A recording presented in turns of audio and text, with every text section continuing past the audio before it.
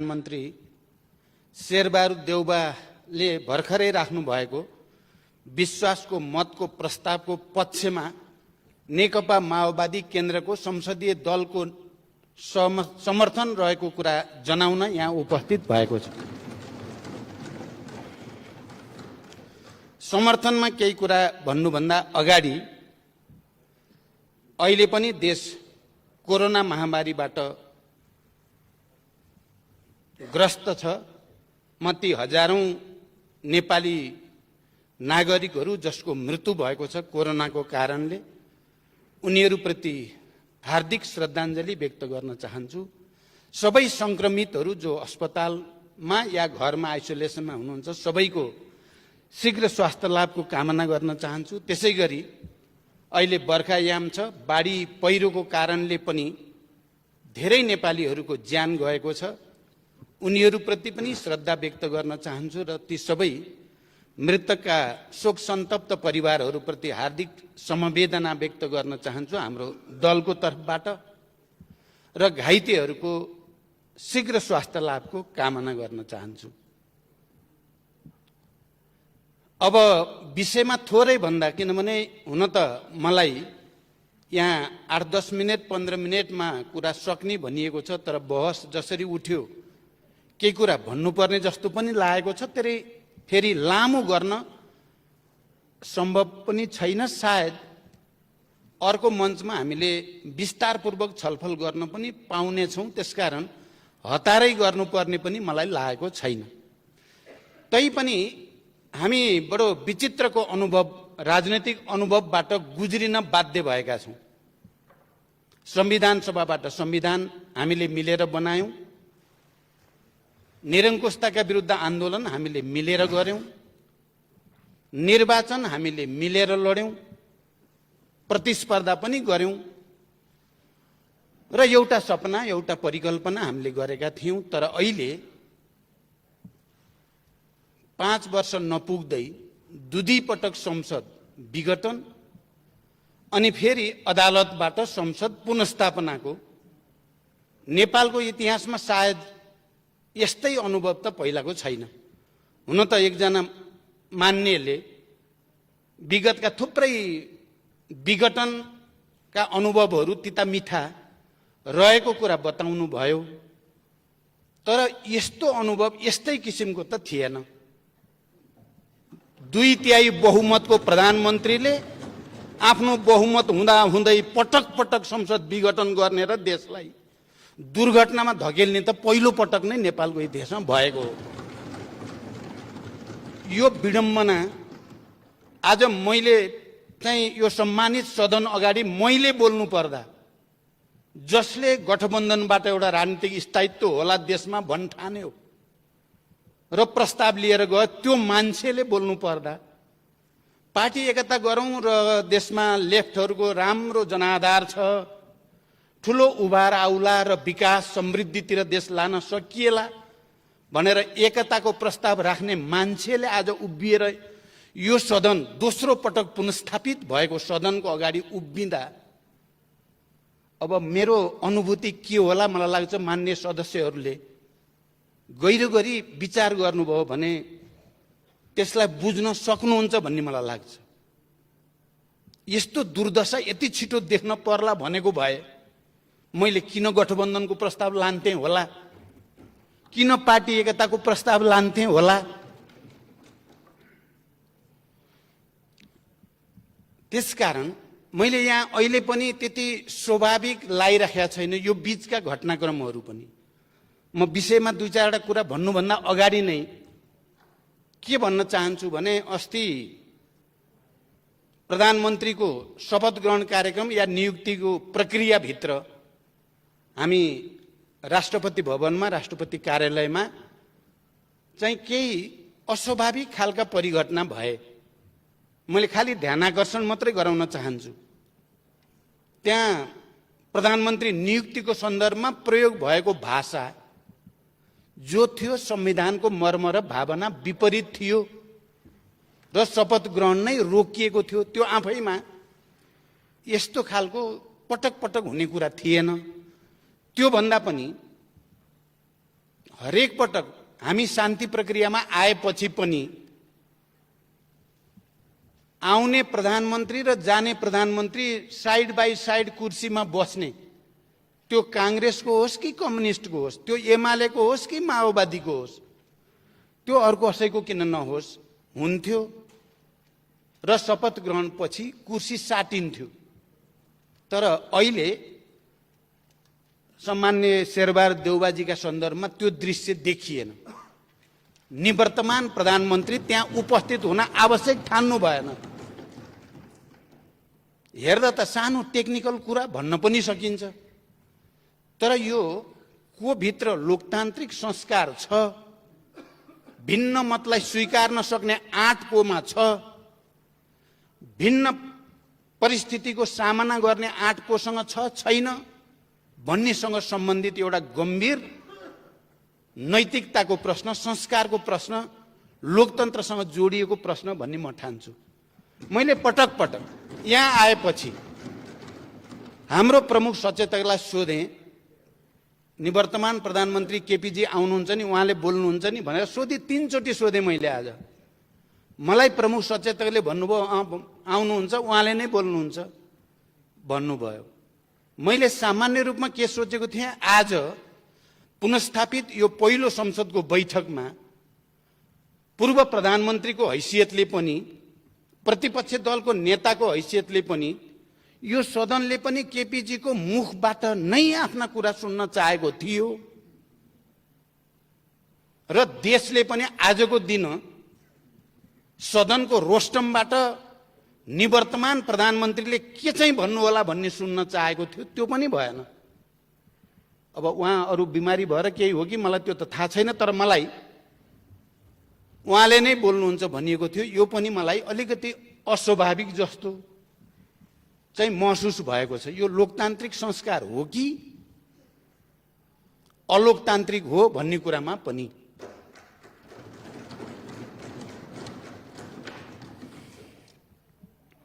भनिन्छ के भने तर्क त धेरै गर्न सकिन्छ, तर धेरै तर्कलाई एउटै तथ्यले चाहिँ राम्रैसँग खण्डन गर्न सक्छ पनि भनिन्छ।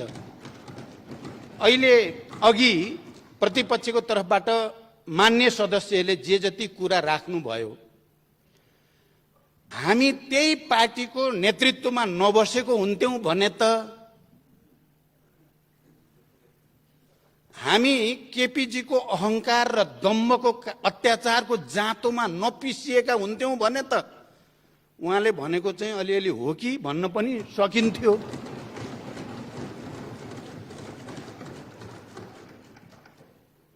मनोगतवाद, अहंकारवाद, व्यक्तिवाद,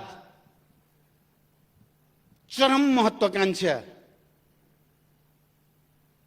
छल कपट जाल झेल भन्ने एउटा गर्ने अर्को, त्यसको साक्षी हामी हुँदैनथ्यौं भने त यो देशमा उहाँले चाहिँ उल्टा पाल्टा सुल्टा कुरा गरेर नि होला होला भन्थे होला।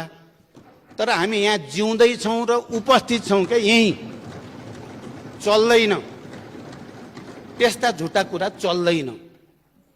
अब त नेपाली जनताले राम्रो बुझेको छ, भ्रष्टाचार गर्दिन, गर्न पनि दिन्न। के को लागि त भ्रष्टाचारको ढाकछोप गर्नको लागि वाक्य रहेछ प्रधानमन्त्रीको भन्ने कुरा जनताले बुझिसके, त्यो पनि चल्दैन। लोकतन्त्रको कुरा, म अरू कुरा लामो व्याख्यातिर जान बिल्कुल चाहेको छैन सभामुख महोदय। लोकतन्त्रको कुरा गर्दा पहिलोचोटि संसद विघटन गर्दा उहाँले भनेको कुरा के हो त? केपीजीले भनेको कुरा के थियो भने पार्टीभित्र मलाई काम गर्न दिएन, त्यसकारण विघटन गरे। सबैले सुन्नु भएको छ, पार्टीभित्र काम गर्न नदिएको हुनाले संसद विघटन गर्न पाइन्छ? तपाईँ हामी सबैले स्वीकारेको कुरा के हो भने प्रतिनिधि सभा अथवा यो संसद भनेको जनताको सार्वभौम अधिकारको उपभोग गर्ने सर्वोच्च संस्था हो। पार्टीभित्र विवाद मिलाउन नसकेको कारणले संसदलाई भिक्टिम गर्न पाइन्छ? कुन चाहिँ लोकतन्त्र हो यो? कुन चाहिँ लोकतान्त्रिक संस्कार हो यो? पार्टीभित्र विवाद हुँदा पार्टीको मेजोरिटीलाई स्वीकार गर्न नसक्ने, मेजोरिटीलाई जबरजस्ती सत्ताको बलमा त्यसलाई खिच्न खोज्ने चाहिँ कुन चाहिँ लोकतान्त्रिक संस्कार हो त्यो पनि छोडिदिउँ। संसद अघि मान्य गेवालीजीले भनेको कुरातिरै म थोरै मात्रै जान चाहन्छु। उहाँले विगतको थुप्रै अनुभव बताउनु भयो। पहिलो कुरा त यो संविधान 46 साल पछिका बनेका तमाम सरकारहरू भएको प्रतिनिधि सभाको विघटन र मध्यावधिको प्रक्रिया भन्दा बिल्कुल फरक चिज हो भन्ने कुरा स्मरण गर्न म सबैलाई अनुरोध गर्न चाहन्छु। यो शान्ति सम्झौता पछिको ठूलो ऐतिहासिक राजनीतिक परिवर्तन पछिको संघीय लोकतान्त्रिक गणतन्त्र अन्तर्गतको राजतन्त्र अन्तर्गतको होइन। त्यो संविधान हो भन्ने कुरा किन बिर्सिन खोजिँदैछ? पहिलाका तिता मिठा अनुभवहरू राजतन्त्र कालका राजा महाराजाहरूले गरेका, उनीहरूले गरेका प्रधानमन्त्रीका नियुक्ति आदि इत्यादि सबैसँग शान्ति सम्झौतापछि संघीय लोकतान्त्रिक गणतन्त्रपछि संविधान सभापछि बनेको संविधानको जस्ताको तस्तै तुलना हुनै सक्दैन। यो अर्कै चिज हो। म त्यतापट्टि पनि लामो व्याख्या गर्न चाहन्न। म के भन्न चाहन्छु भने माओवादी पार्टी र 7 राजनीतिक दल जसको नेतृत्व गिरिजाप्रसाद कोइरालाले गर्नुभएको थियो, बीचमा शान्ति सम्झौता भएर एउटा नयाँ पोलिटिकल कोर्स यो देशमा अगाडि बढ्यो र त्यो नयाँ राजनैतिक कोर्स अन्तर्गत संविधान सभा र संघीय लोकतान्त्रिक गणतन्त्र भएको हो। र विगतका अरू त भइहाले। 46 सालको ऐतिहासिक जनआन्दोलन पछिका सरकार बन्ने र भत्कने अनुभवहरूको शिक्षा लिएर नै सचेत रूपले तपाईँ हामी सबै होइन, अहिले जो साथीहरू बडो चिन्ता लाग्यो भन्नुभयो, ती चिन्ता गर्ने साथी पनि संविधान सभामा हुनुहुन्थ्यो होइन र? तपाईहरू पनि संविधान बनाउनेमा सहभागी होइन र? 76 को धारा 76 को उपधारा 5 अब फेरि पटक पटक प्रधानमन्त्रीलाई सनक छुट्यो भने, इच्छा जाग्यो भने या अप्ठ्यारो पर्यो भने खुरुक्क संसद विघटन गर्ने यो प्रावधान चाहिँ राख्न हुँदैन भनेर कयौं दिन बहस गरेर राखिएको 76(5) होइन। अनि तपाईलाई यो 76(5) ले बडो त्यत्रो चिन्ता लागेको छ भने मान्य सदस्यहरूलाई म भन्न चाहन्छु, प्रतिपक्षी दलमा रहनुभएकालाई तपाईको इमानदारीता के हुन्थ्यो, तपाईको लोकतान्त्रिक संस्कार के हुन्थ्यो भने संविधान संशोधन गरौं। यो 76 को उपधारा 5 ले लोकतन्त्रलाई क्षति पुग्ने भयो भनेर तपाईले कहिल्यै भन्नुभयो? अनि तपाई त्यसको रिसले संसद विघटन गर्दै हिँड्ने, सार्वभौम संस्थालाई निर्मम तरिकाले प्रहार गर्दै हिँड्ने, जनताको मन मुटुमा छुरा रोपे जस्तो गरिकन जनताले चुनेका प्रतिनिधिहरूलाई हत्या गर्दै हिँड्ने, म राजनीतिक भाषामा भनेको हत्या हो, यसलाई फेरि अर्को अर्थमा नलियोस्। अनि अहिले आएर 76(5) लाई दोष दिएर लोकतन्त्र जान लाग्यो, प्रणाली बर्बाद भयो भनेर गोहीको आँसु चुहाएर दुनियाँ कसैले पत्याउँछ तपाईलाई? किन पत्याउने तपाईलाई? बार बार विघटन गरेर लोकतन्त्रको चाहिँ निर्मम हत्या गर्ने अनि चाहिँ बडो चिन्ता, प्रणालीको चिन्ता। 76(5) के हो? 76(5) सार्वभौम यो प्रतिनिधि सभाको विशेषाधिकार हो। त्यो पार्टी भन्दा माथि जनताको सार्वभौम अधिकारको संरक्षण गर्नको लागि प्रतिनिधि सभालाई दिएको विशेषाधिकार हो। त्यो त्यसको प्रयोग हुँदा तपाईहरुलाई त्यत्रो चिन्ता?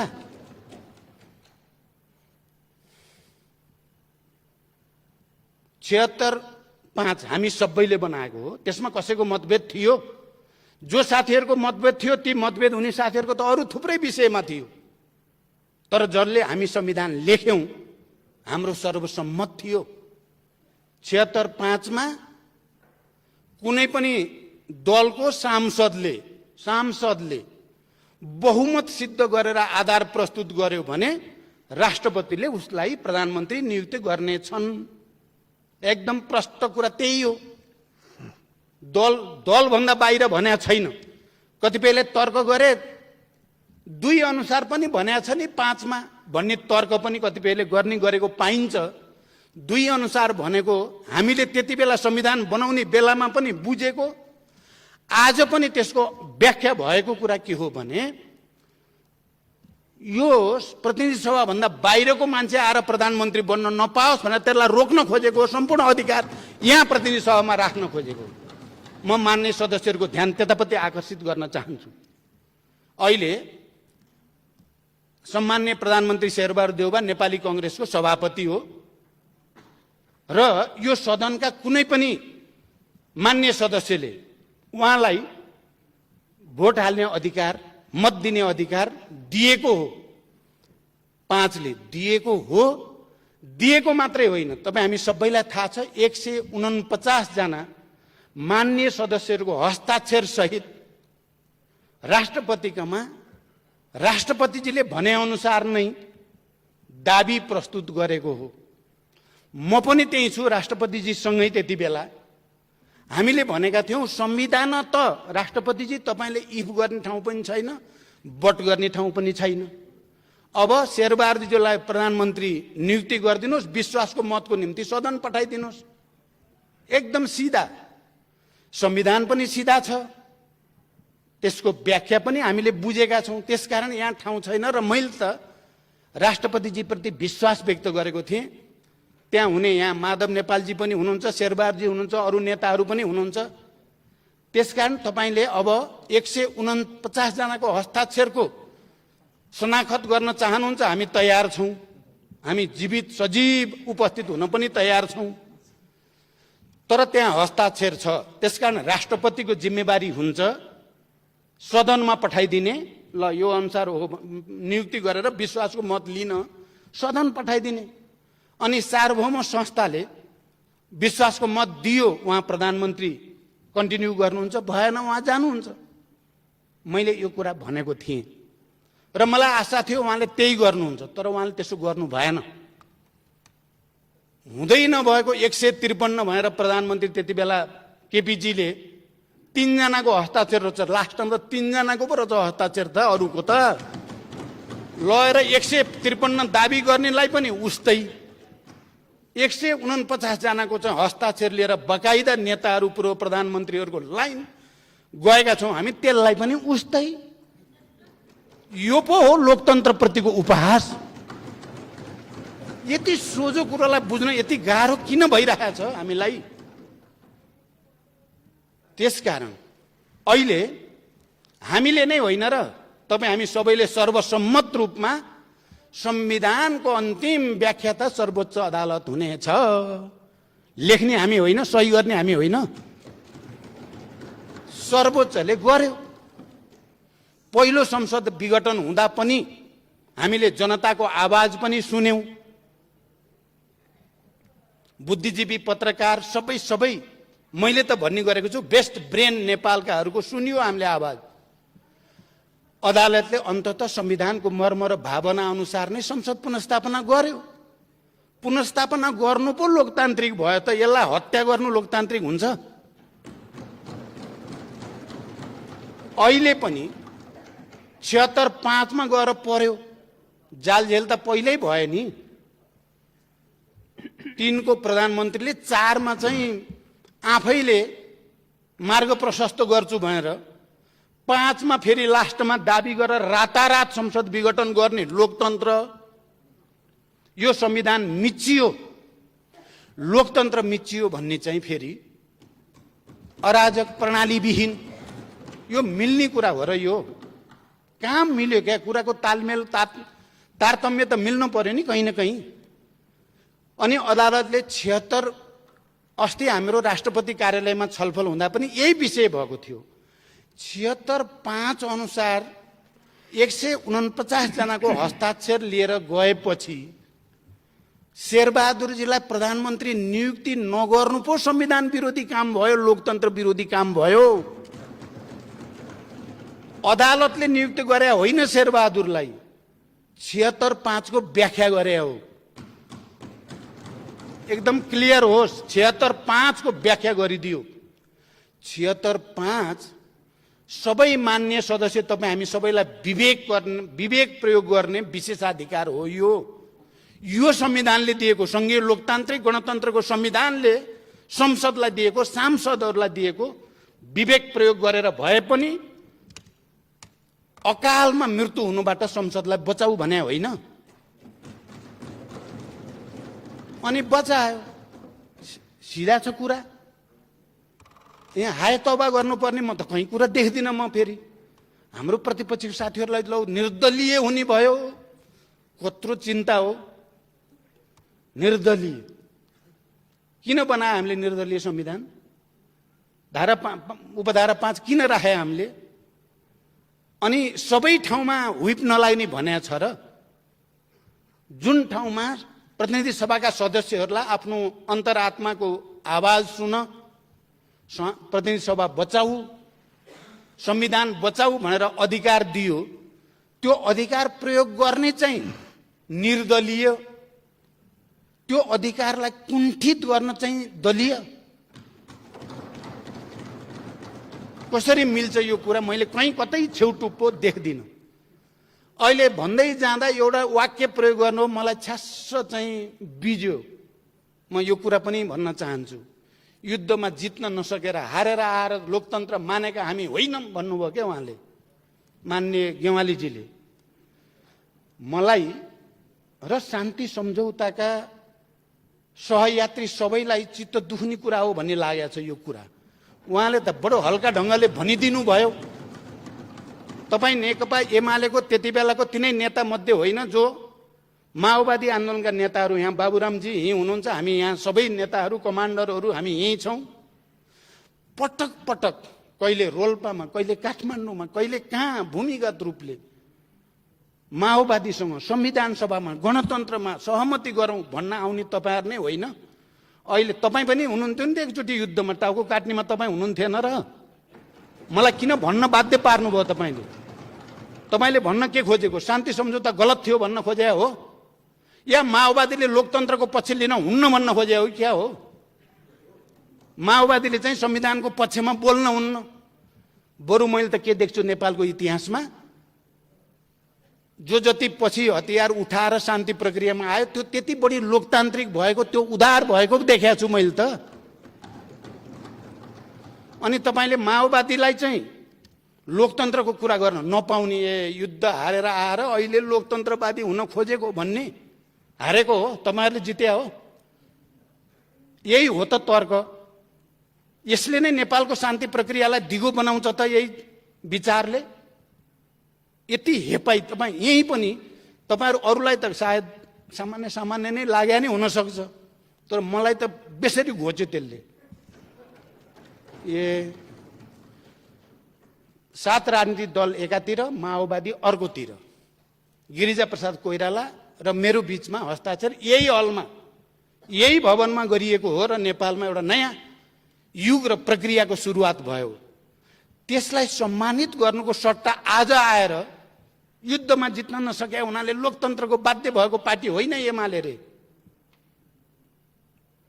माधवजी हुनुहुन्छ यहाँ आज, उहाँ पनि बडो चिन्तित त बरु उहाँ हुनुहुन्छ, माधवजी, जसले गणतन्त्रको निम्ति, संविधान सभाको निम्ति, शान्ति सम्झौताको निम्ति नेकपा एमालेको नेतृत्व गरेर भूमिका खेल्नुभयो। आज उहाँलाई पनि निकै ठुलो पीडा दिइएको छ, निकै ठुलो अपमान दिइएको छ। के त्यो चाहिँ लोकतान्त्रिक हो?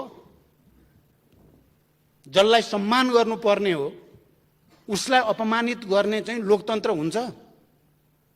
त्यसैकारण मैले नि भन्छु, यहाँ चाहे नेपाली कांग्रेसले 7 सालमा हतियार उठायो, 17 सालपछि पनि उठाएको हो। नेकपा एमालेको पृष्ठभूमि पनि हतियार उठाएकै पृष्ठभूमि हो। अनि तपाईहरू चाहिँ लोकतान्त्रिक हुन पाउने, अलि अगाडि आएको हुनाले पाउने, माओवादी चाहिँ नपाउने भन्ने हुन्छ? के तर्क हो यो? क्या सानो तर्क देखिन्छ, तर त्यो भित्र धेरै गहिरो कुरा छ। यही कारणले शान्ति प्रक्रिया टुङ्ग्याउन अरुचि देखिने कारण पनि यही हो कि त्यसकारण म अब टुङ्ग्याउनेतिर जान्छु। म यो सम्मानित सदन अगाडि नेपालको इतिहासको वास्तविकतालाई कसैले पनि बङ्ग्याउने कोसिस नगरौं। शान्ति सम्झौता, संविधान सभा र संघीय लोकतान्त्रिक गणतन्त्र पछि बनेको संविधान हो यो। यसमा थुप्रै नयाँ प्रावधानहरू छन्। नेपाललाई शान्तिलाई दिगो कसरी पार्ने, लोकतन्त्रलाई अझ विकसित र परिमार्जित कसरी गर्ने, नेपाली समाजका सबै उत्पीडित वर्ग, जाति, क्षेत्र, लिङ्ग, समुदायलाई समावेशी र समानुपातिक ढङ्गले कसरी समाज समेटेर लैजाने भन्ने तमाम मुद्दाहरू भएको इन्क्लुसिभ डेमोक्रेसीको एउटा दस्तावेज हो अहिलेको संविधान। यो कुरालाई आत्मसात गर्न छोडेर अब हामीले एकले अर्कालाई घारे हात लाउन थाल्यौं भने हाम्रो भाग्य भविष्य के हुन्छ? चिन्ता त त्यहाँ पो छ त। म सम्मानित सर्वोच्च अदालतलाई आभार सहित धन्यवाद भन्न चाहन्छु। यो पटक उहाँहरूले संविधानलाई डिरेल गर्न खोज्ने, संघीयतालाई डिरेल गर्न खोज्ने पछिल्लो चरण राष्ट्रवाद, राष्ट्रियता के भयो भन्ने कुरा जनतालाई सबैलाई थाहा छ। मध्यरातमा कोसँगको वार्तापछि कहाँबाट पोलिटिक्स कता लान खोजियो भन्ने कुरा हामीले नेपाली जनताले नहेरिकन बसेका छ र।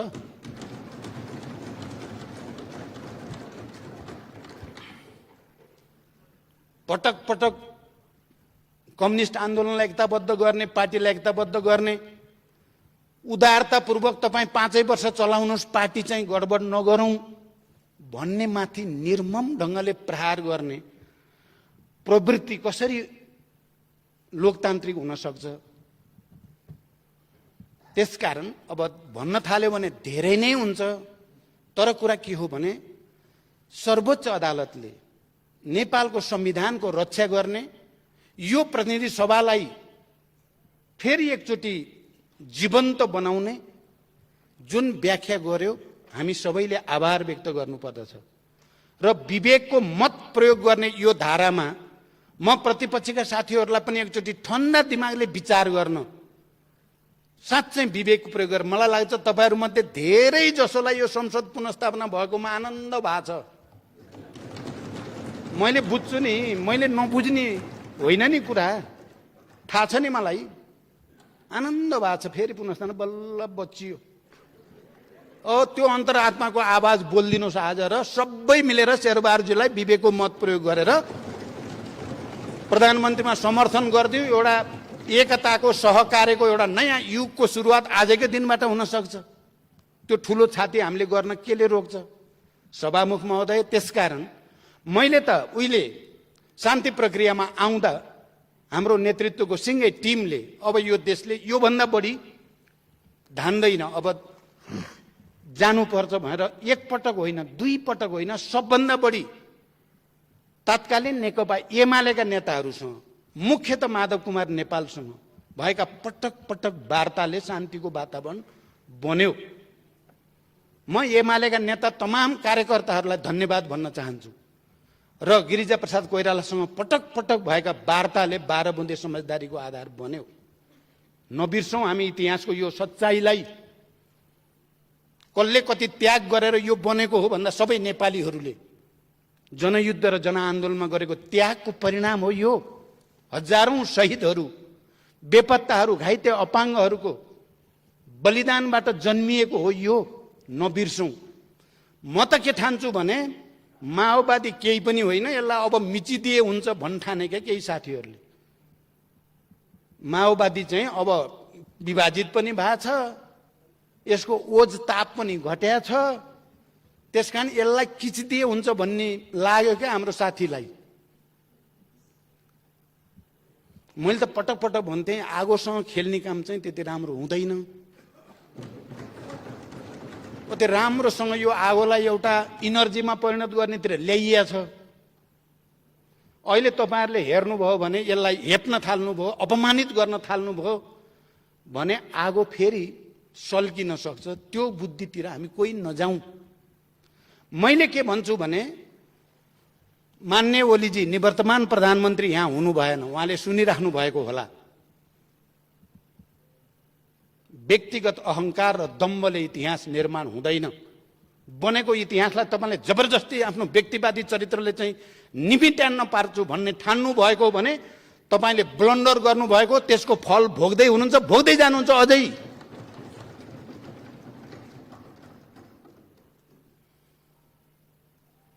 हामी अहिले नेतृत्वकर्ता नै जिउँदैछौँ, त्यति सजिलो चाहिँ चिज होइन। हामी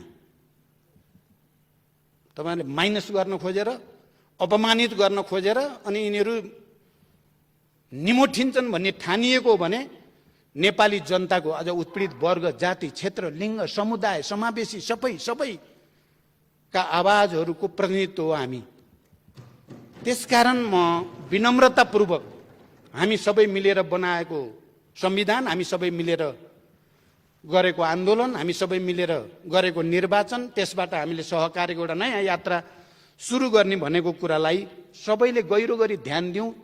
सबैले आफ्नो आफ्नो अन्तरात्मामा फर्केर हेरौँ, कसले कति त्याग गर्यो, कसले कति जालझेल गर्यो, कसले अन्तरात्माको आवाज बोलेको छ, कसले जालझेल र फट्याइ बोलेको छ भन्ने कुरा इतिहासले र नेपाली जनताले भोलि न्याय गर्नेछन् भन्ने विश्वाससहित फेरि एकचोटि यो परिवर्तनको निम्ति ज्यान गुमाउने सबैप्रति श्रद्धाञ्जली र सम्मान व्यक्त गर्दै म आफ्नो भनाइ टुङ्ग्याउँछु। धन्यवाद।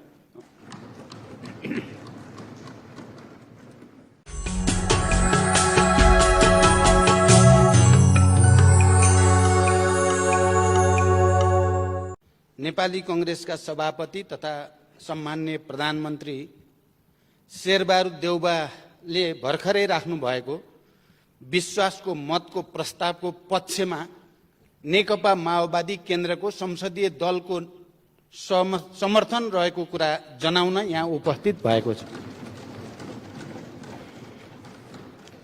समर्थनमा केही कुरा भन्नुभन्दा अगाडि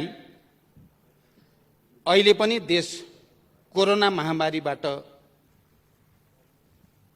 ग्रस्त छ। म ती हजारौं नेपाली नागरिकहरू जसको मृत्यु भएको छ कोरोनाको कारणले, उनीहरूप्रति हार्दिक श्रद्धाञ्जली व्यक्त गर्न चाहन्छु। सबै संक्रमितहरू जो अस्पतालमा या घरमा आइसोलेसनमा हुनुहुन्छ सबैको शीघ्र स्वास्थ्य लाभको कामना गर्न चाहन्छु। त्यसैगरी अहिले बर्खायाम छ, बाढी पहिरोको कारणले पनि धेरै नेपालीहरूको ज्यान गएको छ, उनीहरूप्रति पनि श्रद्धा व्यक्त गर्न चाहन्छु र ती सबै मृतकका शोक सन्तप्त परिवारहरूप्रति हार्दिक समवेदना व्यक्त गर्न चाहन्छु हाम्रो दलको तर्फबाट र घाइतेहरूको शीघ्र स्वास्थ्य लाभको कामना गर्न चाहन्छु। अब विषयमा थोरै भन्दा, किनभने हुन त मलाई यहाँ 8-10 मिनट 15 मिनटमा कुरा सक्ने भनिएको छ, तर बहस जसरी उठ्यो केही कुरा भन्नुपर्ने जस्तो पनि लागेको छ। त्यसले फेरि लामो गर्न सम्भव पनि छैन। सायद अर्को मञ्चमा हामीले विस्तारपूर्वक छलफल गर्न पनि पाउनेछौँ, त्यसकारण हतारै गर्नुपर्ने पनि मलाई लागेको छैन। तैपनि हामी बडो विचित्रको अनुभव, राजनैतिक अनुभवबाट गुज्रिन बाध्य भएका छौँ। संविधान सभाबाट संविधान हामीले मिलेर बनायौँ, निरङ्कुशताका विरुद्ध आन्दोलन हामीले मिलेर गर्यौँ, निर्वाचन हामीले मिलेर लड्यौँ, प्रतिस्पर्धा पनि गर्यौँ र एउटा सपना, एउटा परिकल्पना हामीले गरेका थियौँ। तर अहिले 5 वर्ष नपुग्दै दुईपटक संसद विघटन अनि फेरि अदालतबाट संसद पुनर्स्थापनाको नेपालको इतिहासमा सायद यस्तै अनुभव त पहिलाको छैन। हुन त एकजना मान्नेले विगतका थुप्रै विघटनका अनुभवहरू तिता मिठा रहेको कुरा बताउनु भयो, तर यस्तो अनुभव यस्तै किसिमको त थिएन। 2/3 बहुमतको प्रधानमन्त्रीले आफ्नो बहुमत हुँदा हुँदै पटक पटक संसद विघटन गर्ने र देशलाई दुर्घटनामा धकेल्ने त पहिलो पटक नै नेपालको इतिहासमा भएको हो। यो विडम्बना आज मैले चाहिँ यो सम्मानित सदन अगाडि मैले बोल्नु पर्दा, जसले गठबन्धनबाट एउटा राजनीतिक स्थायित्व होला देशमा भन्ठान्यो र प्रस्ताव लिएर गयो, त्यो मान्छेले बोल्नु पर्दा, पार्टी एकता गरौँ र देशमा लेफ्टहरूको राम्रो जनाधार छ, ठुलो उभार आउला र विकास समृद्धितिर देश लान सकिएला भनेर एकताको प्रस्ताव राख्ने मान्छेले आज उभिएर यो सदन दोस्रो पटक पुनस्थापित भएको सदनको अगाडि उभिँदा अब मेरो अनुभूति के होला मलाई लाग्छ मान्य सदस्यहरूले गहिरो गरी विचार गर्नुभयो भने त्यसलाई बुझ्न सक्नुहुन्छ भन्ने मलाई लाग्छ। यस्तो दुर्दशा यति छिटो देख्न पर्ला भनेको भए मैले किन गठबन्धनको प्रस्ताव लान्थे होला, किन पार्टी एकताको प्रस्ताव लान्थे होला। त्यसकारण मैले यहाँ अहिले पनि त्यति स्वाभाविक लागिराखेका छैन यो बीचका घटनाक्रमहरू पनि। म विषयमा दुई चारवटा कुरा भन्नुभन्दा अगाडि नै के भन्न चाहन्छु भने अस्ति प्रधानमन्त्रीको शपथ ग्रहण कार्यक्रम या नियुक्तिको प्रक्रियाभित्र हामी राष्ट्रपति भवनमा राष्ट्रपति कार्यालयमा चाहिँ केही अस्वाभाविक खालका परिघटना भए। मैले खालि ध्यानाकर्षण मात्रै गराउन चाहन्छु। त्यहाँ प्रधानमन्त्री नियुक्तिको सन्दर्भमा प्रयोग भएको भाषा जो थियो संविधानको मर्म र भावना विपरीत थियो र शपथ ग्रहण नै रोकिएको थियो। त्यो आफैमा यस्तो खालको पटक पटक हुने कुरा थिएन। त्यो भन्दा पनि हरेक पटक हामी शान्ति प्रक्रियामा आएपछि पनि आउने प्रधानमन्त्री र जाने प्रधानमन्त्री साइड बाई साइड कुर्सीमा बस्ने, त्यो कांग्रेसको होस् कि कम्युनिस्टको होस्, त्यो एमालेको होस् कि माओवादीको होस्, त्यो अर्को कसैको किन नहोस्, हुन्थ्यो र शपथ ग्रहण पछि कुर्सी साटिन्थ्यो। तर अहिले सम्माननीय शेरबहादुर देउबाजीका सन्दर्भमा त्यो दृश्य देखिएन। निवर्तमान प्रधानमन्त्री त्यहाँ उपस्थित हुन आवश्यक ठान्नु भएन। हेर्दा त सानो टेक्निकल कुरा भन्न पनि सकिन्छ, तर यो को भित्र लोकतान्त्रिक संस्कार छ, भिन्न मतलाई स्वीकार नसक्ने आँट कोमा छ, भिन्न परिस्थितिको सामना गर्ने आँट कोसँग छ छैन भन्नेसँग सम्बन्धित एउटा गम्भीर नैतिकताको प्रश्न, संस्कारको प्रश्न, लोकतन्त्रसँग जोडिएको प्रश्न भन्ने म ठान्छु। मैले पटक पटक यहाँ आएपछि हाम्रो प्रमुख सचेतकलाई सोधेँ, निवर्तमान प्रधानमन्त्री केपीजी आउनुहुन्छ नि, उहाँले बोल्नुहुन्छ नि भनेर सोधि 3 चोटि सोधेँ मैले आज। मलाई प्रमुख सचेतकले भन्नुभयो आउनुहुन्छ, उहाँले नै बोल्नुहुन्छ भन्नुभयो। मैले सामान्य रूपमा के सोचेको थिएँ, आज पुनस्थापित यो पहिलो संसदको बैठकमा पूर्व प्रधानमन्त्रीको हैसियतले पनि, प्रतिपक्ष दलको नेताको हैसियतले पनि, यो सदनले पनि केपीजीको मुखबाट नै आफ्ना कुरा सुन्न चाहेको थियो र देशले पनि आजको दिन सदनको रोस्टमबाट निवर्तमान प्रधानमन्त्रीले के चाहिँ भन्नु होला भन्ने सुन्न चाहेको थियो। त्यो पनि भएन। अब उहाँ अरू बिमारी भएर केही हो कि मलाई त्यो त थाहा छैन, तर मलाई उहाँले नै बोल्नुहुन्छ भनिएको थियो। यो पनि मलाई अलिकति अस्वाभाविक जस्तो चाहिँ महसुस भएको छ। यो लोकतान्त्रिक संस्कार हो कि अलोकतान्त्रिक हो भन्ने कुरामा पनि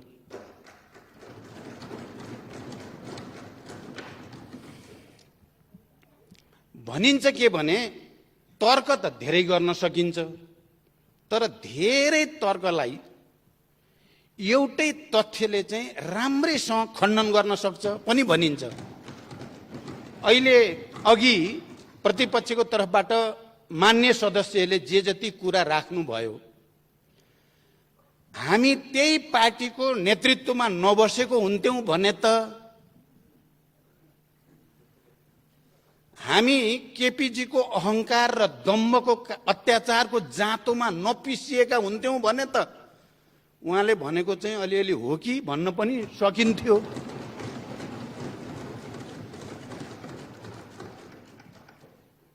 मनोगतवाद, अहंकारवाद, व्यक्तिवाद, चरम महत्वाकांक्षा, छल कपट जाल झेल भन्ने एउटा गर्ने अर्को, त्यसको साक्षी हामी हुँदैनथ्यौं भने त यो देशमा उहाँले चाहिँ उल्टा पाल्टा सुल्टा कुरा गर्दैन होला होला भन्थे होला। तर हामी यहाँ जिउँदै छौं र उपस्थित छौं के यही चल्दैन, त्यस्ता झुटा कुरा चल्दैन। अब त नेपाली जनताले राम्रो बुझेको छ, भ्रष्टाचार गर्दिन, गर्न पनि दिन्न। के को लागि त भ्रष्टाचारको ढाकछोप गर्नको लागि वाक्य रहेछ प्रधानमन्त्रीको भन्ने कुरा जनताले बुझिसके, त्यो पनि चल्दैन। लोकतन्त्रको कुरा, म अरू कुरा लामो व्याख्यातिर जान बिल्कुल चाहेको छैन सभामुख महोदय। लोकतन्त्रको कुरा गर्दा पहिलोचोटि संसद विघटन गर्दा उहाँले भनेको कुरा के हो त? केपीजीले भनेको कुरा के थियो भने पार्टीभित्र मलाई काम गर्न दिएन त्यसकारण विघटन गरे। सबैले सुन्नु भएको छ, पार्टीभित्र काम गर्न नदिएको हुनाले संसद विघटन गर्न पाइन्छ? तपाईँ हामी सबैले स्वीकारेको कुरा के हो भने प्रतिनिधि सभा अथवा यो संसद भनेको जनताको सार्वभौम अधिकारको उपभोग गर्ने सर्वोच्च संस्था हो। पार्टीभित्र विवाद मिलाउन नसकेको कारणले संसदलाई भिक्टिम गर्न पाइन्छ? कुन चाहिँ लोकतन्त्र हो यो? कुन चाहिँ लोकतान्त्रिक संस्कार हो यो? पार्टीभित्र विवाद हुँदा पार्टीको मेजोरिटीलाई स्वीकार गर्न नसक्ने, मेजोरिटीलाई जबरजस्ती सत्ताको बलमा त्यसलाई खिच्न खोज्ने चाहिँ कुन चाहिँ लोकतान्त्रिक संस्कार हो? त्यो पनि छोडिदिउँ। संसद, अघि मान्य गेवालीजीले भनेको कुरातिरै म थोरै मात्रै जान चाहन्छु। उहाँले विगतको थुप्रै अनुभव बताउनु भयो। पहिलो कुरा त यो संविधान 46 साल पछिका बनेका तमाम सरकारहरू भएको प्रतिनिधि सभाको विघटन र मध्यावधिको प्रक्रिया भन्दा बिल्कुल फरक चिज हो भन्ने कुरा स्मरण गर्न म सबैलाई अनुरोध गर्न चाहन्छु। यो शान्ति सम्झौता पछिको ठूलो ऐतिहासिक राजनीतिक परिवर्तन पछिको संघीय लोकतान्त्रिक गणतन्त्र अन्तर्गतको, राजतन्त्र अन्तर्गतको होइन। त्यो संविधान हो भन्ने कुरा किन बिर्सिन खोजिँदैछ? पहिलाका तिता मिठा अनुभवहरू, राजतन्त्र कालका राजा महाराजाहरूले गरेका, उनीहरूले गरेका प्रधानमन्त्रीका नियुक्ति आदि इत्यादि सबैसँग शान्ति सम्झौतापछि संघीय लोकतान्त्रिक गणतन्त्रपछि संविधान सभापछि बनेको संविधानको जस्ताको तस्तै तुलना हुनै सक्दैन। यो अर्कै चिज हो। म त्यतापट्टि पनि लामो व्याख्या गर्न चाहन्न। म के भन्न चाहन्छु भने माओवादी पार्टी र 7 राजनीतिक दल जसको नेतृत्व गिरिजाप्रसाद कोइरालाले गर्नुभएको थियो, बीचमा शान्ति सम्झौता भएर एउटा नयाँ पोलिटिकल कोर्स यो देशमा अगाडि बढ्यो र त्यो नयाँ राजनैतिक कोर्स अन्तर्गत संविधान सभा र संघीय लोकतान्त्रिक गणतन्त्र भएको हो। र विगतका अनुभवहरू, विगतका अरू त भइहाले, 46 सालको ऐतिहासिक जनआन्दोलन पछिका सरकार बन्ने र भत्कने अनुभवहरूको शिक्षा लिएर नै सचेत रूपले तपाईँ हामी सबै होइन, अहिले जो साथीहरू बडो चिन्ता लाग्यो भन्नुभयो, ती चिन्ता गर्ने साथी पनि संविधान सभामा हुनुहुन्थ्यो होइन र? तपाईहरू पनि संविधान बनाउनेमा सहभागी होइन र? 76 को धारा 76 को उपधारा 5 अब फेरि पटक पटक प्रधानमन्त्रीलाई सनक छुट्यो भने, इच्छा जाग्यो भने या अप्ठ्यारो पर्यो भने खुरुक्क संसद विघटन गर्ने यो प्रावधान चाहिँ राख्न हुँदैन भनेर कयौं दिन बहस गरेर राखिएको 76(5) होइन। अनि तपाईलाई यो 76(5) ले बडो त्यत्रो चिन्ता लागेको छ भने मान्य सदस्यहरूलाई म भन्न चाहन्छु, प्रतिपक्षी दलमा रहनु भएकालाई तपाईको इमानदारीता के हुन्थ्यो, तपाईको लोकतान्त्रिक संस्कार के हुन्थ्यो भने संविधान संशोधन गरौं। यो 76 को उपधारा 5 ले लोकतन्त्रलाई क्षति पुग्ने भयो भनेर तपाईले कहिल्यै भन्नुभयो? अनि तपाई त्यसको रिसले संसद विघटन गर्दै हिन्ने, सार्वभौम संस्थालाई निर्मम तरिकाले प्रहार गर्दै हिन्ने, जनताको मन मुटुमा छुरा रोपे जस्तो गरिकन जनताले चुनेका प्रतिनिधिहरूलाई हत्या गर्दै हिन्ने, म राजनीतिक भाषामा भनेको हत्या हो, यसलाई फेरि अर्को अर्थमा नलियोस्। अनि अहिले आएर 76(5) लाई दोष दिएर लोकतन्त्र जान लाग्यो, प्रणाली बर्बाद भयो भनेर गोहीको आँसु चुहाएर दुनिया कसैले पत्याउँछ तपाईलाई? किन पत्याउने? तपाईलाई बार बार विघटन गरेर लोकतन्त्रको चाहिँ निर्मम हत्या गर्ने अनि चाहिँ बडो चिन्ता, प्रणालीको चिन्ता। 76.5 के हो? 76.5 सार्वभौम यो प्रतिनिधि सभाको विशेषाधिकार हो। त्यो पार्टी भन्दा माथि जनताको सार्वभौम अधिकारको संरक्षण गर्नको लागि प्रतिनिधि सभालाई दिएको विशेषाधिकार हो। त्यो त्यसको प्रयोग हुँदा तपाईहरुलाई त्यत्रो चिन्ता?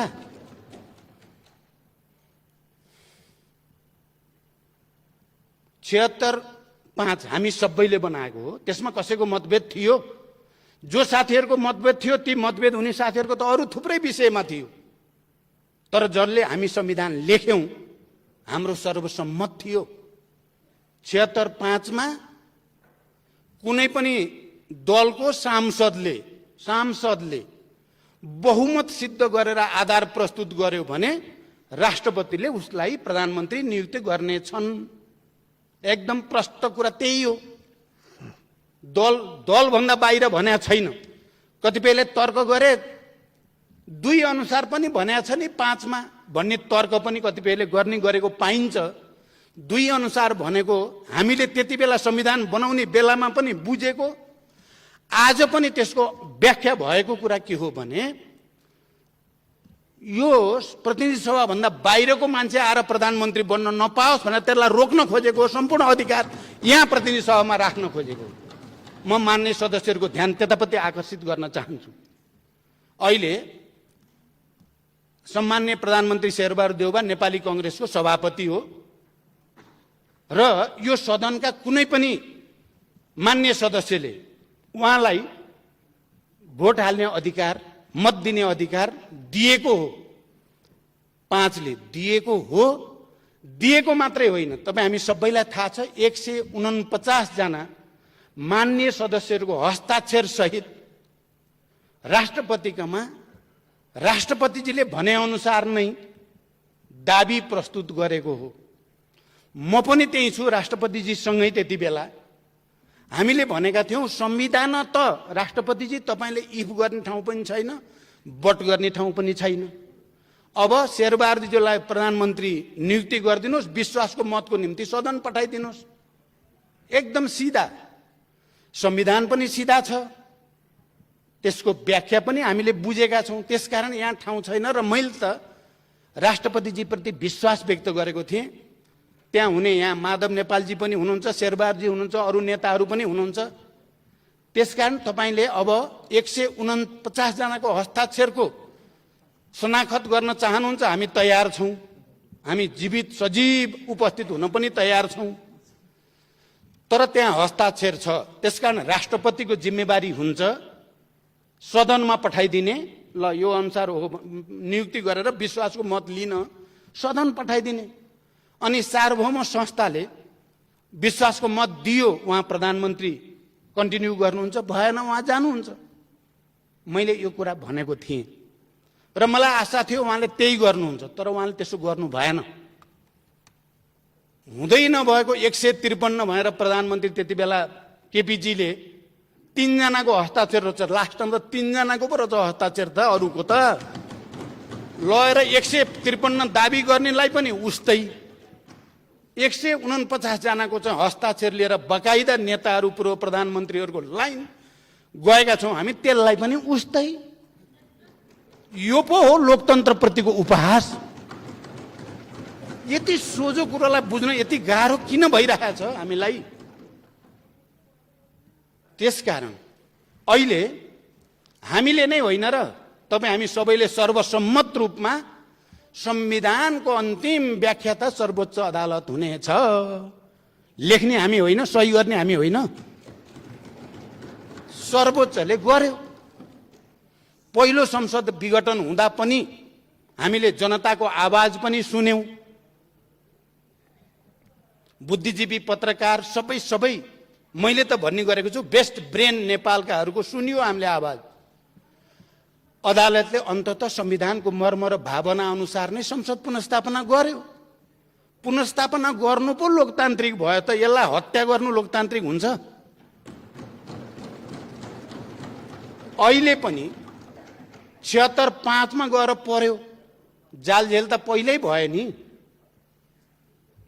3 को प्रधानमन्त्रीले 4 मा चाहिँ आफैले मार्ग प्रशस्त गर्छु भनेर 5 मा फेरि लास्टमा दाबी गरेर रातारात संसद विघटन गर्ने लोकतन्त्र, यो संविधान मिचियो, लोकतन्त्र मिचियो भन्ने चाहिँ फेरि अराजक प्रणालीविहीन, यो मिल्ने कुरा हो र यो कहाँ मिल्यो क्या? कुराको तालमेल तारतम्य त मिल्नु पर्यो नि कहीँ न कहीँ।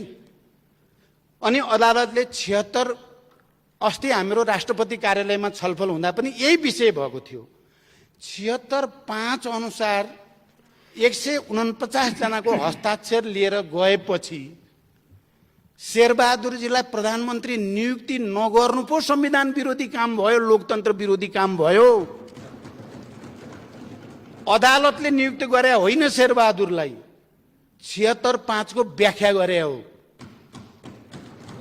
एकदम क्लियर होस्, 76-5 को व्याख्या गरिदियो।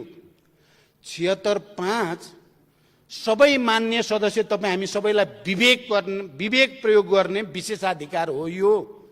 यो संविधानले दिएको, संघीय लोकतान्त्रिक गणतन्त्रको संविधानले संसदलाई दिएको, सांसदहरूलाई दिएको विवेक प्रयोग गरेर भए पनि अकालमा मृत्यु हुनुबाट संसदलाई बचाऊ भने होइन। अनि बचायो, सिधा छ कुरा। यहाँ हाय तौबा गर्नुपर्ने म त कहीँ कुरा देख्दिनँ। म फेरि हाम्रो प्रतिपक्षी साथीहरूलाई लौ निर्दलीय हुने भयो, कत्रो चिन्ता हो। निर्दलीय किन बनायो हामीले? निर्दलीय संविधान उपधारा 5 किन राखे हामीले?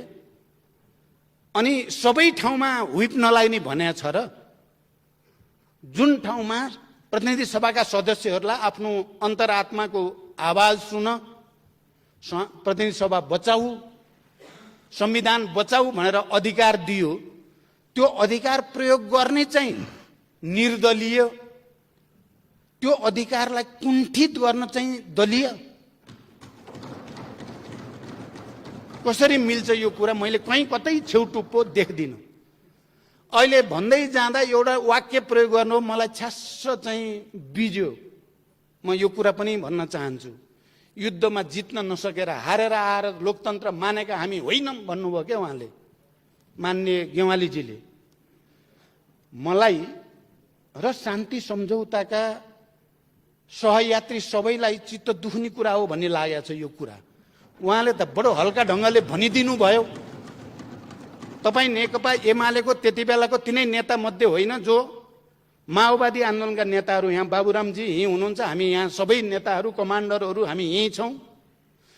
पटक पटक कहिले रोल्पामा, कहिले काठमाडौँमा, कहिले कहाँ भूमिगत रूपले माओवादीसँग संविधान सभामा गणतन्त्रमा सहमति गरौँ भन्न आउने तपाईँहरू नै होइन? अहिले तपाईँ पनि हुनुहुन्थ्यो नि त एकचोटि युद्धमा, टाउको काट्नेमा तपाईँ हुनुहुन्थेन र? मलाई किन भन्न बाध्य पार्नुभयो तपाईँले?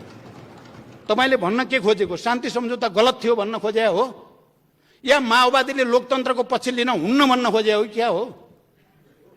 माओवादीले चाहिँ संविधानको पक्षमा बोल्न हुन्न।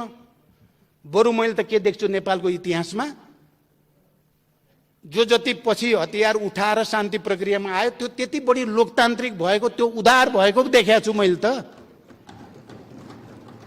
अनि तपाईँले माओवादीलाई चाहिँ लोकतन्त्रको कुरा गर्न नपाउने, युद्ध हारेर आएर अहिले लोकतन्त्रवादी हुन खोजेको भन्ने, हारेको हो, तपाईँहरूले जित्या हो।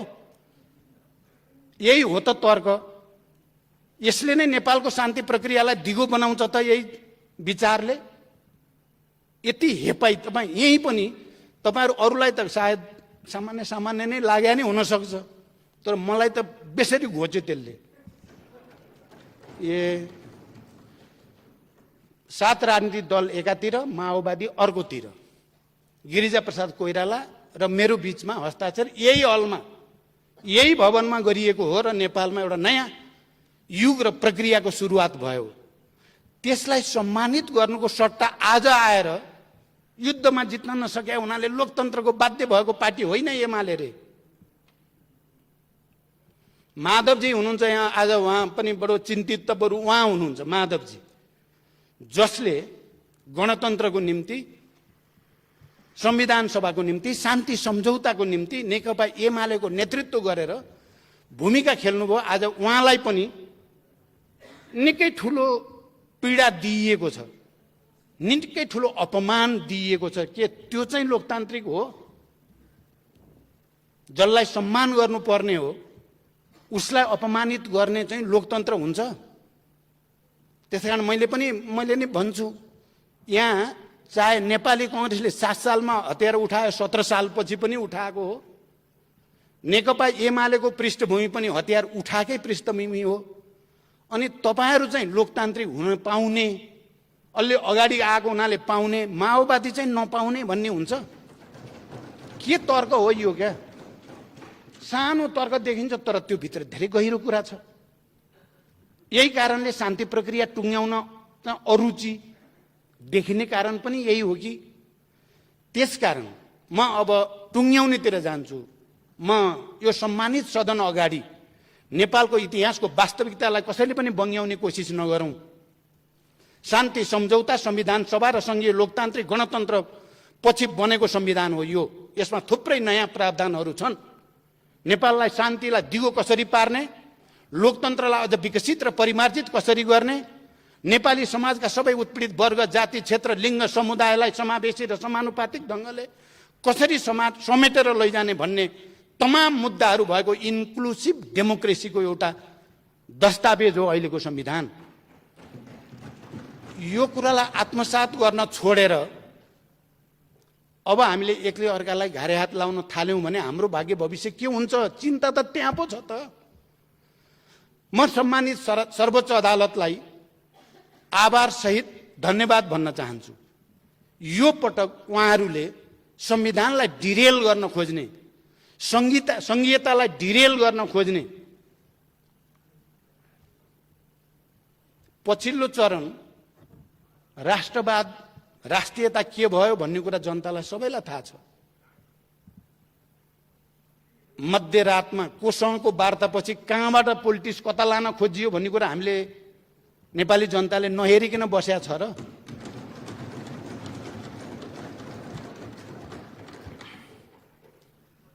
पटक पटक कम्युनिस्ट आन्दोलनलाई एकताबद्ध गर्ने, पार्टीलाई एकताबद्ध गर्ने, उदारतापूर्वक तपाईँ 5 वर्ष चलाउनुहोस्, पार्टी चाहिँ गडबड नगरौं भन्ने माथि निर्मम ढङ्गले प्रहार गर्ने प्रवृत्ति कसरी लोकतान्त्रिक हुन सक्छ? त्यसकारण अब भन्न थाल्यो भने धेरै नै हुन्छ। तर कुरा के हो भने सर्वोच्च अदालतले नेपालको संविधानको रक्षा गर्ने, यो प्रतिनिधि सभालाई फेरि एकचोटि जीवन्त बनाउने जुन व्याख्या गर्यो, हामी सबैले आभार व्यक्त गर्नुपर्दछ। र विवेकको मत प्रयोग गर्ने यो धारामा म प्रतिपक्षका साथीहरूलाई पनि एकचोटि ठन्डा दिमागले विचार गर्न, साँच्चै विवेक प्रयोग गरेर, मलाई लाग्छ तपाईहरुमध्ये धेरै जसोलाई यो संसद पुनर्स्थापना भएकोमा आनन्द भएको छ। मैले बुझ्छु नि, मैले नबुझ्ने होइन नि कुरा, थाहा छ नि मलाई। आनन्द भएको छ, फेरि पुनर्स्थापना बल्ल बचियो। त्यो अन्तरात्माको आवाज बोलिदिनुहोस् आज, र सबै मिलेर शेरबहादुरजीलाई विवेकको मत प्रयोग गरेर प्रधानमन्त्रीमा समर्थन गरिदियो। एउटा एकताको, सहकार्यको एउटा नयाँ युगको सुरुवात आजकै दिनबाट हुन सक्छ। त्यो ठुलो छाती हामीले गर्न केले रोक्छ?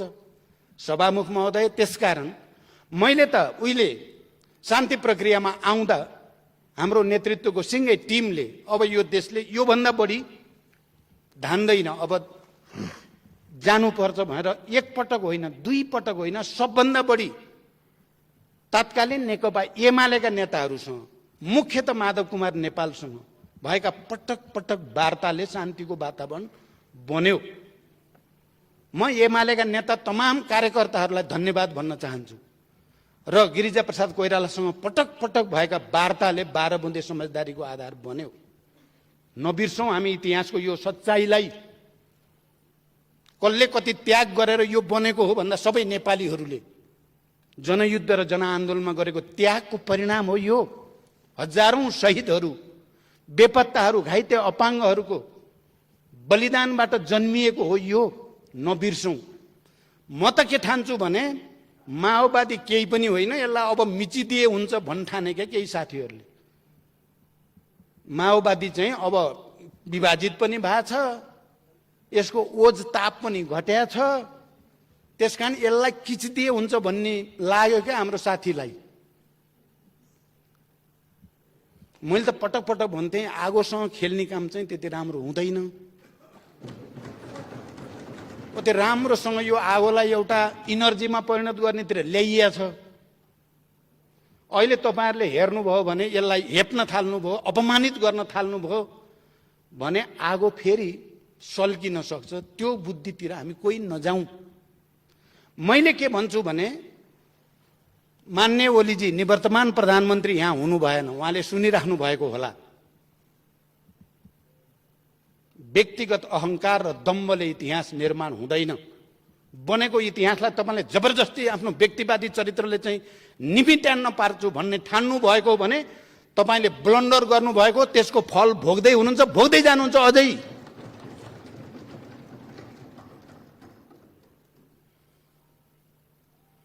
हामी अहिले नेतृत्वकर्ता नै जिउँदैछौँ, त्यति सजिलो चाहिँ चिज होइन। हामी तपाईँले माइनस गर्न खोजेर, अपमानित गर्न खोजेर अनि यिनीहरू निमोठिन्छन् भन्ने ठानिएको हो भने नेपाली जनताको अझ उत्पीडित वर्ग, जाति, क्षेत्र, लिङ्ग, समुदाय, समावेशी सबैका आवाजहरूको प्रतिनिधित्व हो हामी।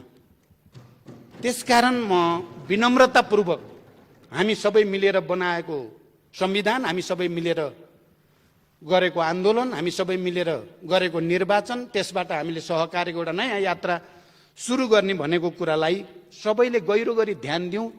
सबैले आफ्नो आफ्नो अन्तरात्मामा फर्केर हेरौँ, कसले कति त्याग गर्यो, कसले कति जाल झेल गर्यो, कसले अन्तरात्माको आवाज बोलेको छ, कसले जाल झेल र फट्याइ बोलेको छ भन्ने कुरा इतिहासले र नेपाली जनताले भोलि न्याय गर्नेछन् भन्ने विश्वाससहित फेरि एकचोटि यो परिवर्तनको निम्ति ज्यान गुमाउने सबैप्रति श्रद्धाञ्जली र सम्मान व्यक्त गर्दै म आफ्नो भनाइ टुङ्ग्याउँछु। धन्यवाद।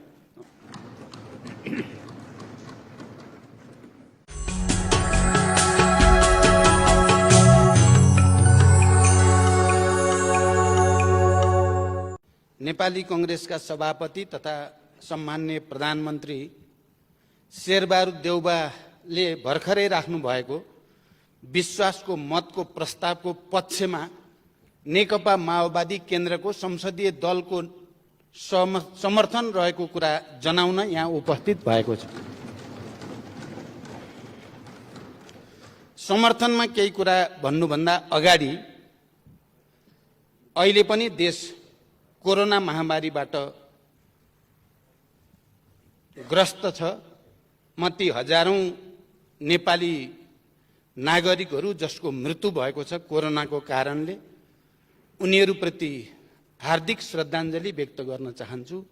सबै संक्रमितहरू जो अस्पतालमा या घरमा आइसोलेसनमा हुनुहुन्छ सबैको शीघ्र स्वास्थ्य लाभको कामना गर्न चाहन्छु। त्यसैगरी अहिले बर्खायाम छ, बाढी पहिरोको कारणले पनि धेरै नेपालीहरूको ज्यान गएको छ, उनीहरूप्रति पनि श्रद्धा व्यक्त गर्न चाहन्छु र ती सबै मृतकका शोक सन्तप्त परिवारहरूप्रति हार्दिक समवेदना व्यक्त गर्न चाहन्छु हाम्रो दलको तर्फबाट र घाइतेहरूको शीघ्र स्वास्थ्य लाभको कामना गर्न चाहन्छु। अब विषयमा थोरै भन्दा, किनभने हुन त मलाई यहाँ 8-10 मिनट 15 मिनटमा कुरा सक्ने भनिएको छ, तर बहस जसरी उठ्यो केही कुरा भन्नुपर्ने जस्तो पनि लागेको छ। त्यसरी फेरि लामो गर्न सम्भव पनि छैन। सायद अर्को मञ्चमा हामीले विस्तारपूर्वक छलफल गर्न पनि पाउनेछौँ, त्यसकारण हतारै गर्नुपर्ने पनि मलाई लागेको छैन। तैपनि हामी बडो विचित्रको अनुभव, राजनैतिक अनुभवबाट गुज्रिन बाध्य भएका छौँ। संविधान सभाबाट संविधान हामीले मिलेर बनायौँ, निरङ्कुशताका विरुद्ध आन्दोलन हामीले मिलेर गर्यौँ, निर्वाचन हामीले मिलेर लड्यौँ, प्रतिस्पर्धा पनि गर्यौँ र एउटा सपना, एउटा परिकल्पना हामीले गरेका थियौँ। तर अहिले 5 वर्ष नपुग्दै दुई पटक संसद विघटन अनि फेरि अदालतबाट संसद पुनर्स्थापनाको नेपालको इतिहासमा सायद यस्तै अनुभव त पहिलाको छैन। हुन त एकजना मान्नेले विगतका थुप्रै विघटनका अनुभवहरू तिता मिठा रहेको कुरा बताउनु भयो, तर यस्तो अनुभव यस्तै किसिमको त थिएन। 2/3 बहुमतको प्रधानमन्त्रीले आफ्नो बहुमत हुँदा हुँदै पटक पटक संसद विघटन गर्ने र देशलाई दुर्घटनामा धकेल्ने त पहिलो पटक नै नेपालको इतिहासमा भएको हो। यो विडम्बना आज मैले चाहिँ यो सम्मानित सदन अगाडि मैले बोल्नु पर्दा जसले गठबन्धनबाट एउटा राजनीतिक स्थायित्व होला देशमा भन्ठान्यो र प्रस्ताव लिएर गयो, त्यो मान्छेले बोल्नु पर्दा पार्टी एकता गरौँ र देशमा लेफ्टहरूको राम्रो जनाधार छ, ठुलो उभार आउला र विकास समृद्धितिर देश लान सकिएला भनेर एकताको प्रस्ताव राख्ने मान्छेले आज उभिएर यो सदन दोस्रो पटक पुनर्स्थापित भएको सदनको अगाडि उभिँदा अब मेरो अनुभूति के होला मलाई लाग्छ मान्य सदस्यहरूले गहिरो गरी विचार गर्नुभयो भने त्यसलाई बुझ्न सक्नुहुन्छ भन्ने मलाई लाग्छ।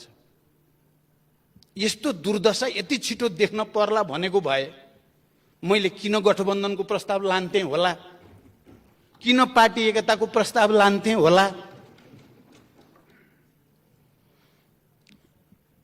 त्यसकारण मैले यहाँ अहिले पनि त्यति स्वाभाविक लागिराखेका छैन यो बीचका घटनाक्रमहरू पनि।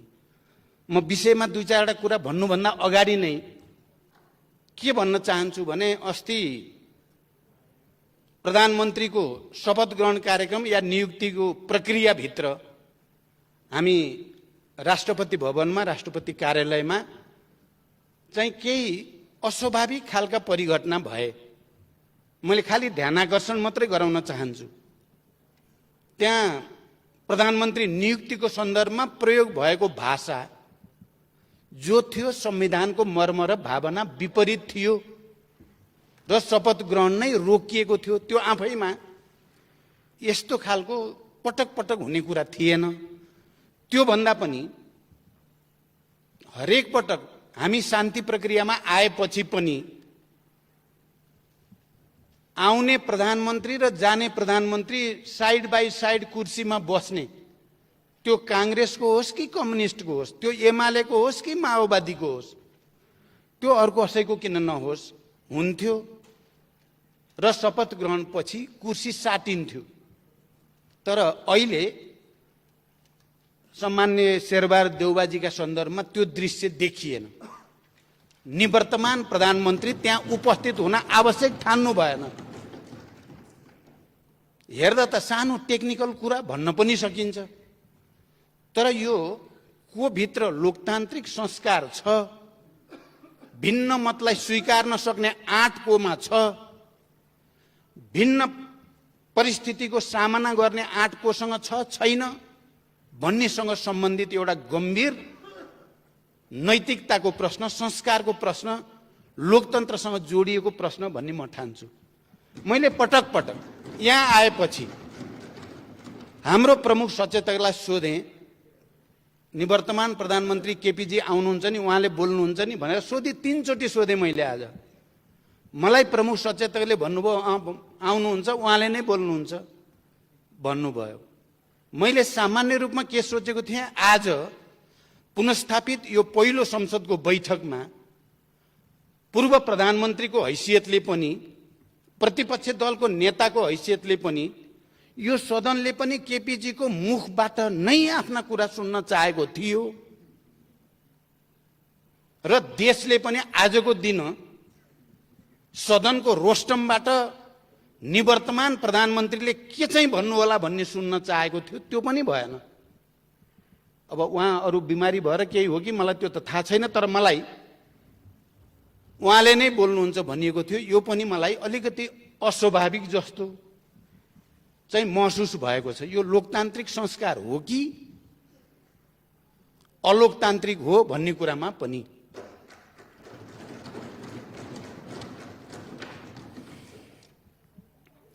भनिन्छ के भने तर्क त धेरै गर्न सकिन्छ, तर धेरै तर्कलाई एउटै तथ्यले चाहिँ राम्रैसँग खण्डन गर्न सक्छ पनि भनिन्छ। अहिले अघि प्रतिपक्षको तर्फबाट मान्य सदस्यले जे जति कुरा राख्नुभयो, हामी त्यही पार्टीको नेतृत्वमा नबसेको हुन्थ्यौं भने त हामी केपीजीको अहंकार र दम्भको अत्याचारको जाँतोमा नपिसिएका हुन्थ्यौं भने त उहाँले भनेको चाहिँ अलिअलि हो कि भन्न पनि सकिन्थ्यो।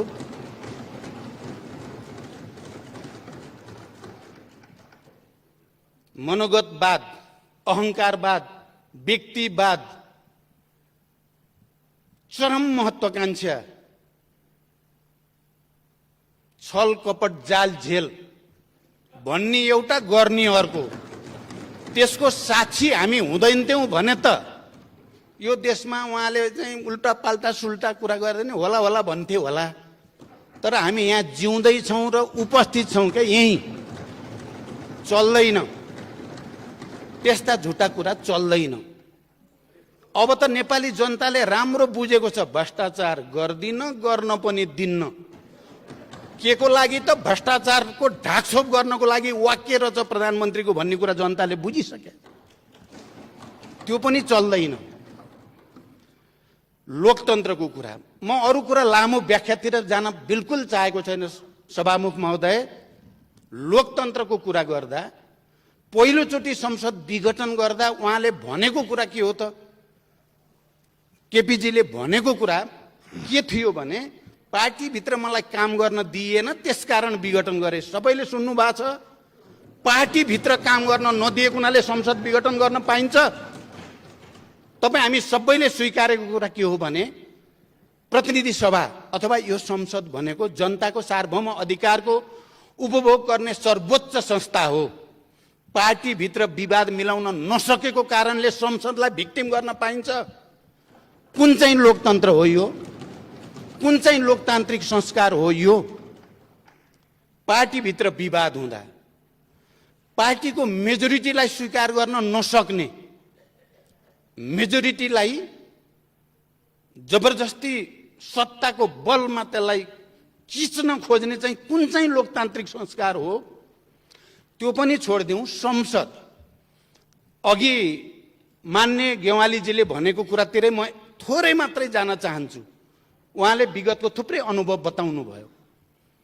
पहिलो कुरा त यो संविधान 46 साल पछिका बनेका तमाम सरकारहरू भएको प्रतिनिधि सभाको विघटन र मध्यावधिको प्रक्रिया भन्दा बिल्कुल फरक चिज हो भन्ने कुरा स्मरण गर्न म सबैलाई अनुरोध गर्न चाहन्छु। यो शान्ति सम्झौता पछिको ठूलो ऐतिहासिक राजनीतिक परिवर्तन पछिको संघीय लोकतान्त्रिक गणतन्त्र अन्तर्गतको, राजतन्त्र अन्तर्गतको होइन। त्यो संविधान हो भन्ने कुरा किन बिर्सिन खोजिँदैछ? पहिलाका तिता मिठा अनुभवहरू, राजतन्त्र कालका राजा महाराजाहरूले गरेका, उनीहरूले गरेका प्रधानमन्त्रीका नियुक्ति आदि इत्यादि सबैसँग शान्ति सम्झौतापछि, संघीय लोकतान्त्रिक गणतन्त्रपछि, संविधान सभापछि बनेको संविधानको जस्ताको तस्तै तुलना हुनै सक्दैन। यो अर्कै चिज हो। म त्यतापट्टि पनि लामो व्याख्या गर्न चाहन्न। म के भन्न चाहन्छु भने माओवादी पार्टी र 7 राजनीतिक दल जसको नेतृत्व गिरिजाप्रसाद कोइरालाले गर्नुभएको थियो, बीचमा शान्ति सम्झौता भएर एउटा नयाँ पोलिटिकल कोर्स यो देशमा अगाडि बढ्यो र त्यो नयाँ राजनैतिक कोर्स अन्तर्गत संविधान सभा र संघीय लोकतान्त्रिक गणतन्त्र भएको हो। र विगतका अनुभवहरू, विगतका अरू त भइहाले, 46 सालको ऐतिहासिक जनआन्दोलन पछिका सरकार बन्ने र भत्कने अनुभवहरूको शिक्षा लिएर नै सचेत रूपले तपाईँ हामी सबै होइन, अहिले जो साथीहरू बडो चिन्ता गरे, चिन्ता लाग्यो भन्नुभयो, ती चिन्ता गर्ने साथी पनि संविधान सभामा हुनुहुन्थ्यो होइन र? तपाईहरू पनि संविधान बनाउनेमा सहभागी होइन र? 76 को धारा 76 को उपधारा 5 अब फेरि पटक पटक प्रधानमन्त्रीलाई सनक छुट्यो भने, इच्छा जाग्यो भने या अप्ठ्यारो पर्यो भने खुरुक्क संसद विघटन गर्ने यो प्रावधान चाहिँ राख्न हुँदैन भनेर कयौं दिन बहस गरेर राखिएको 76-5 होइन। अनि तपाईलाई यो 76-5 ले बडो त्यत्रो चिन्ता लागेको छ भने मान्य सदस्यहरूलाई म भन्न चाहन्छु, प्रतिपक्षी दलमा रहनुभएकालाई तपाईको इमानदारीता के हुन्थ्यो, तपाईको लोकतान्त्रिक संस्कार के हुन्थ्यो भने संविधान संशोधन गरौं।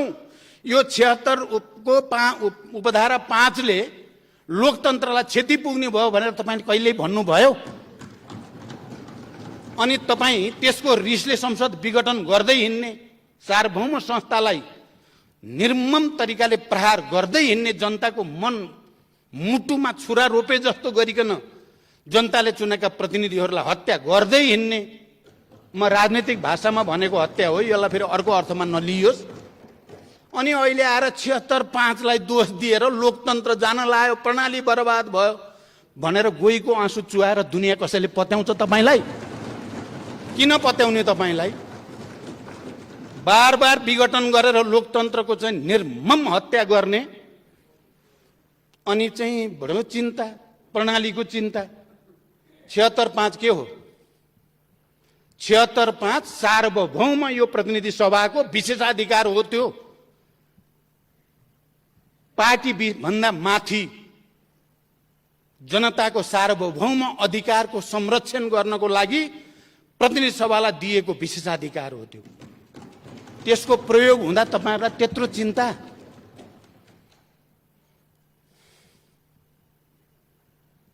76-5 हामी सबैले बनाएको हो, त्यसमा कसैको मतभेद थियो? जो साथीहरुको मतभेद थियो ती मतभेद हुने साथीहरुको त अरु थुप्रै विषयमा थियो, तर जसले हामी संविधान लेख्यौं हाम्रो सर्वसम्मत थियो। 76-5 मा कुनै पनि दलको सांसदले बहुमत सिद्ध गरेर आधार प्रस्तुत गर्यो भने राष्ट्रपतिले उसलाई प्रधानमन्त्री नियुक्त गर्नेछन्। एकदम प्रष्ट कुरा त्यही हो। दल भन्दा बाहिर भन्या छैन। कतिपयले तर्क गरे 2 अनुसार पनि भन्या छ नि 5 मा भन्ने तर्क पनि कतिपयले गर्ने गरेको पाइन्छ। 2 अनुसार भनेको हामीले त्यति बेला संविधान बनाउने बेलामा पनि बुझेको, आज पनि त्यसको व्याख्या भएको कुरा के हो भने यो प्रतिनिधि सभा भन्दा बाहिरको मान्छे आएर प्रधानमन्त्री बन्न नपाओस् भनेर त्यसलाई रोक्न खोजेको सम्पूर्ण अधिकार यहाँ प्रतिनिधि सभामा राख्न खोजेको। म मान्य सदस्यहरूको ध्यान त्यतापट्टि आकर्षित गर्न चाहन्छु। अहिले सम्माननीय प्रधानमन्त्री शेरबहादुर देउबा नेपाली कांग्रेसको सभापति हो र यो सदनका कुनै पनि मान्य सदस्यले उहाँलाई भोट हाल्ने अधिकार, मत दिने अधिकार दिएको हो। 5 ले दिएको हो। दिएको मात्रै होइन, तपाईं हामी सबैलाई थाहा छ 149 जना मान्य सदस्यहरूको हस्ताक्षर सहित राष्ट्रपतिकामा राष्ट्रपतिजीले भने अनुसार नै दाबी प्रस्तुत गरेको हो। म पनि त्यही छु राष्ट्रपतिजी सँगै। त्यति बेला हामीले भनेका थियौं संविधान त राष्ट्रपतिजी तपाईले इफ गर्ने ठाउँ पनि छैन, बट गर्ने ठाउँ पनि छैन। अब शेरबहादुरजीलाई प्रधानमन्त्री नियुक्ति गरिदिनुस्, विश्वासको मतको निम्ति सदन पठाइदिनुस्। एकदम सिधा। संविधान पनि सिधा छ, त्यसको व्याख्या पनि हामीले बुझेका छौं। त्यसकारण यहाँ ठाउँ छैन र मैले त राष्ट्रपतिजी प्रति विश्वास व्यक्त गरेको थिएँ।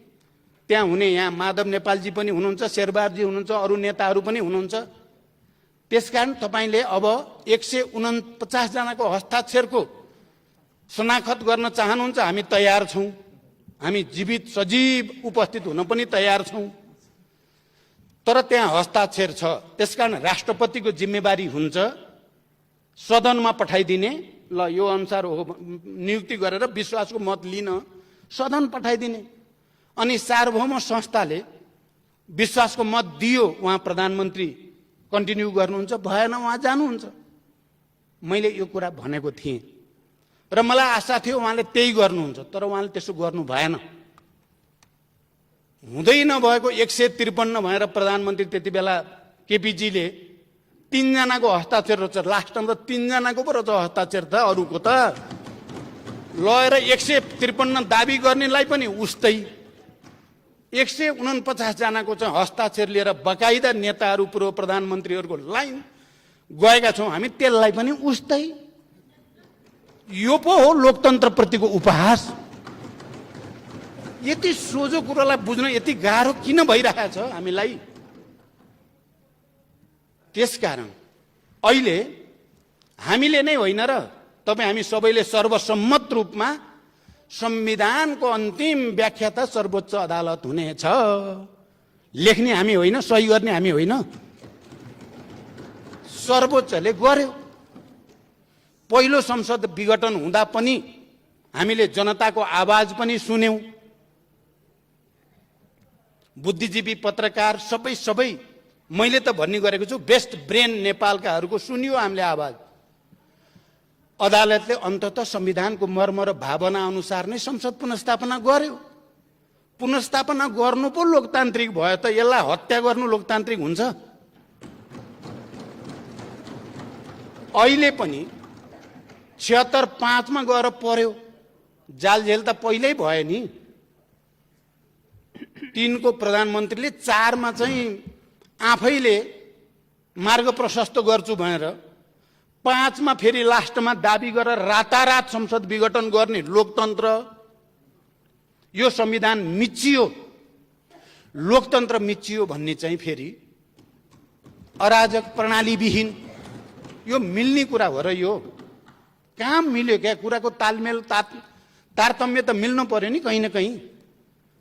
अनि अदालतले 76, अस्ति हाम्रो राष्ट्रपति कार्यालयमा छलफल हुँदा पनि यही विषय भएको थियो। 76-5 अनुसार 149 जनाको हस्ताक्षर लिएर गएपछि शेरबहादुरजीलाई प्रधानमन्त्री नियुक्ति नगर्नु पो संविधान विरोधी काम भयो, लोकतन्त्र विरोधी काम भयो। अदालतले नियुक्त गरे होइन शेरबहादुरलाई, 76-5 को व्याख्या गरे हो। एकदम क्लियर होस्, 76-5 को व्याख्या गरिदियो। 76-5 सबै मान्य सदस्य, तपाईँ हामी सबैलाई विवेक प्रयोग गर्ने विशेषाधिकार हो। यो संविधानले दिएको, संघीय लोकतान्त्रिक गणतन्त्रको संविधानले संसदलाई दिएको, सांसदहरूलाई दिएको विवेक प्रयोग गरेर भए पनि अकालमा मृत्यु हुनुबाट संसदलाई बचाऊ भने होइन। अनि बचायो, सिधा छ कुरा। यहाँ हाय तौबा गर्नुपर्ने म त कहीँ कुरा देख्दिनँ। म फेरि हाम्रो प्रतिपक्षीको साथीहरूलाई लौ निर्दलीय हुने भयो, कत्रो चिन्ता हो। निर्दलीय किन बनायो हामीले? निर्दलीय संविधान उपधारा 5 किन राखे हामीले? अनि सबै ठाउँमा हुइप नलाग्ने भन्या छ र?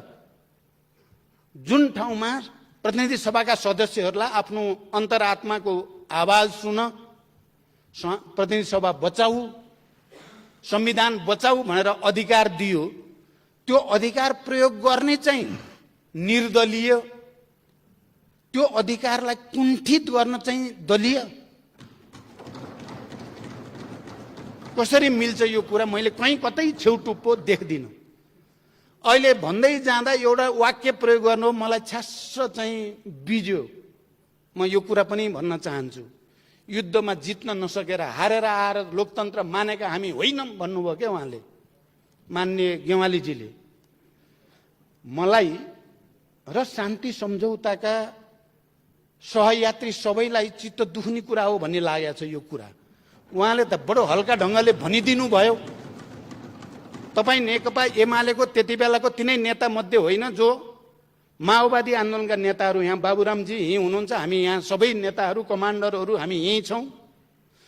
पटक पटक कहिले रोल्पामा, कहिले काठमाडौँमा, कहिले कहाँ भूमिगत रूपले माओवादीसँग संविधान सभामा, गणतन्त्रमा सहमति गरौँ भन्न आउने तपाईँहरू नै होइन? अहिले तपाईँ पनि हुनुहुन्थ्यो नि त एकचोटि युद्धमा, टाउको काट्नेमा तपाईँ हुनुहुन्थेन र?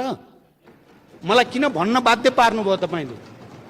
तपाईँले भन्न के खोजेको? शान्ति सम्झौता गलत थियो भन्न खोजे हो, या माओवादीले लोकतन्त्रको पक्ष लिन हुन्न भन्न खोजे हो? क्या हो?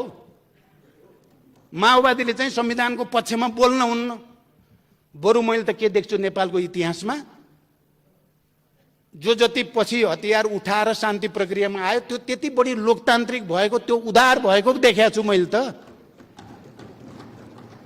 अनि तपाईले माओवादीलाई चाहिँ लोकतन्त्रको कुरा गर्न नपाउने, युद्ध हारेर आएर अहिले लोकतन्त्रवादी हुन खोजेको भन्ने, हारेको हो, तपाईहरुले जिते हो। यही हो त तर्क। यसले नै नेपालको शान्ति प्रक्रियालाई दिगो बनाउँछ त यही विचारले। यति हेपाई तपाई यही पनि तपाईहरु अरूलाई त सायद सामान्य नै लाग्या नै हुन सक्छ, तर मलाई त बेसरी घोच्यो त्यसले।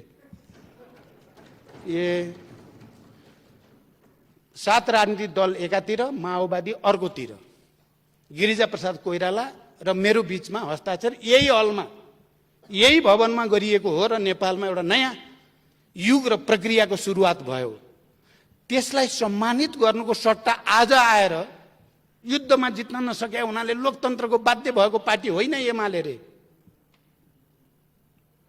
माधवजी हुनुहुन्छ यहाँ आज, उहाँ पनि बडो चिन्तित त बरु उहाँ हुनुहुन्छ माधवजी, जसले गणतन्त्रको निम्ति, संविधान सभाको निम्ति, शान्ति सम्झौताको निम्ति नेकपा एमालेको नेतृत्व गरेर भूमिका खेल्नुभयो। आज उहाँलाई पनि निकै ठुलो पीडा दिइएको छ, निकै ठुलो अपमान दिइएको छ। के त्यो चाहिँ लोकतान्त्रिक हो?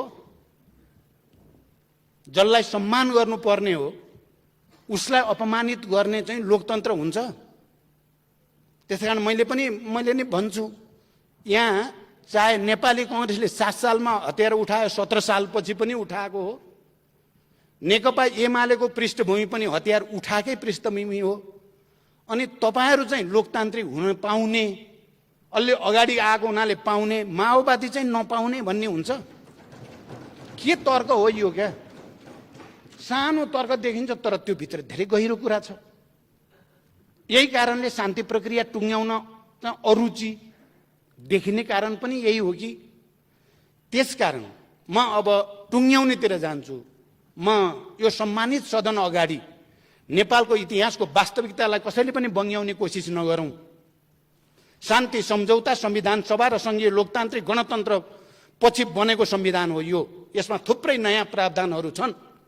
नेपाललाई शान्तिलाई दिगो कसरी पार्ने, लोकतन्त्रलाई अझ विकसित र परिमार्जित कसरी गर्ने, नेपाली समाजका सबै उत्पीडित वर्ग, जाति, क्षेत्र, लिङ्ग, समुदायलाई समावेशी र समानुपातिक ढंगले कसरी समेटेर लैजाने भन्ने तमाम मुद्दाहरू भएको इन्क्लुसिभ डेमोक्रेसीको एउटा दस्तावेज हो अहिलेको संविधान।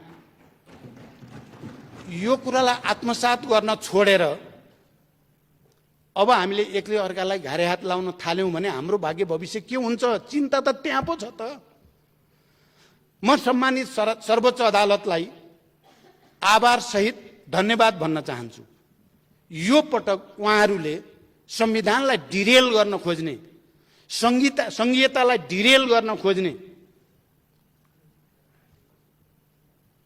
पछिल्लो चरण राष्ट्रवाद, राष्ट्रियता के भयो भन्ने कुरा जनतालाई सबैलाई थाहा छ। मध्यरातमा कोसँगको वार्तापछि कहाँबाट पोलिटिक्स कता लान खोजियो भन्ने कुरा हामीले नेपाली जनताले नहेरिकन बस्या छ र?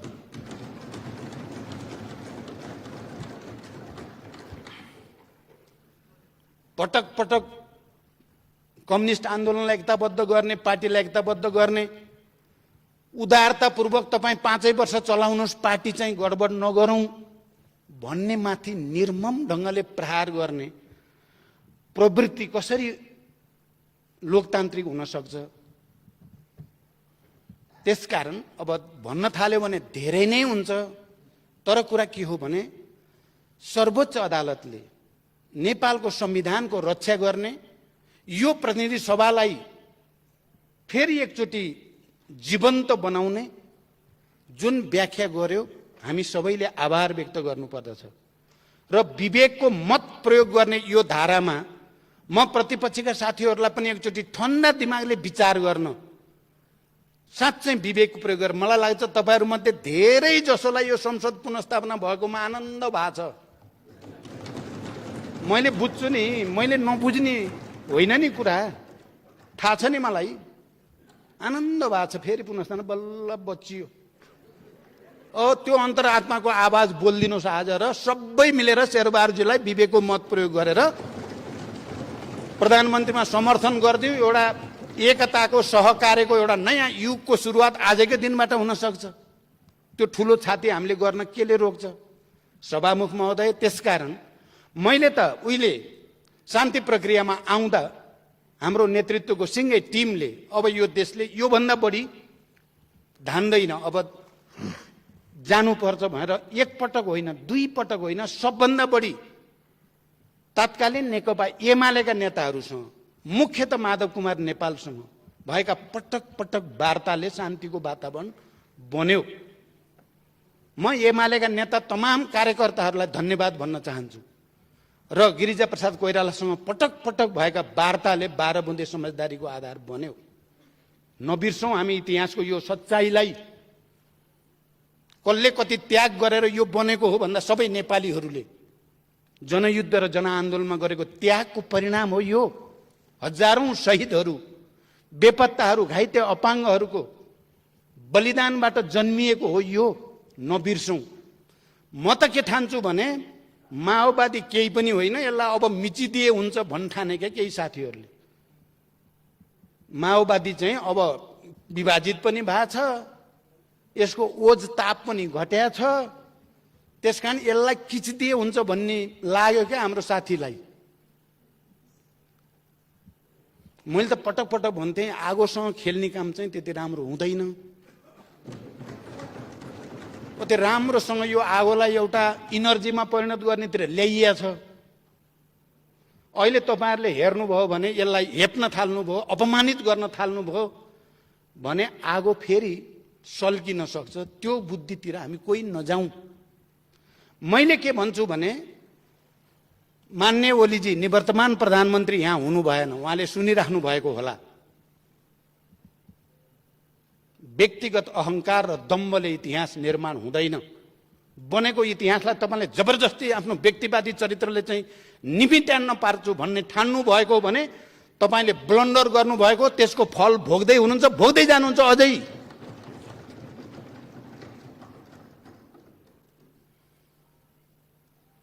हामी अहिले नेतृत्वकर्ता नै जिउँदैछौँ, त्यति सजिलो चाहिँ चिज होइन। हामी तपाईँले माइनस गर्न खोजेर, अपमानित गर्न खोजेर अनि यिनीहरू निमोठिन्छन् भन्ने ठानिएको हो भने नेपाली जनताको अझ उत्पीडित वर्ग, जाति, क्षेत्र, लिङ्ग, समुदाय, समावेशी सबैका आवाजहरूको प्रतिनिधित्व हो हामी। त्यसकारण म विनम्रतापूर्वक हामी सबै मिलेर बनाएको संविधान, हामी सबै मिलेर गरेको आन्दोलन, हामी सबै मिलेर गरेको निर्वाचन, त्यसबाट हामीले सहकार्यको एउटा नयाँ यात्रा सुरु गर्ने भनेको कुरालाई सबैले गहिरो गरी ध्यान दिउँ। सबैले आफ्नो आफ्नो अन्तरात्मामा फर्केर हेरौँ, कसले कति त्याग गर्यो, कसले कति जाल झेल गर्यो, कसले अन्तरात्माको आवाज बोलेको छ, कसले जाल झेल र फट्याइ बोलेको छ भन्ने कुरा इतिहासले र नेपाली जनताले भोलि न्याय गर्नेछन् भन्ने विश्वाससहित फेरि एकचोटि यो परिवर्तनको निम्ति ज्यान गुमाउने सबैप्रति श्रद्धाञ्जली र सम्मान व्यक्त गर्दै म आफ्नो भनाइ टुङ्ग्याउँछु। धन्यवाद।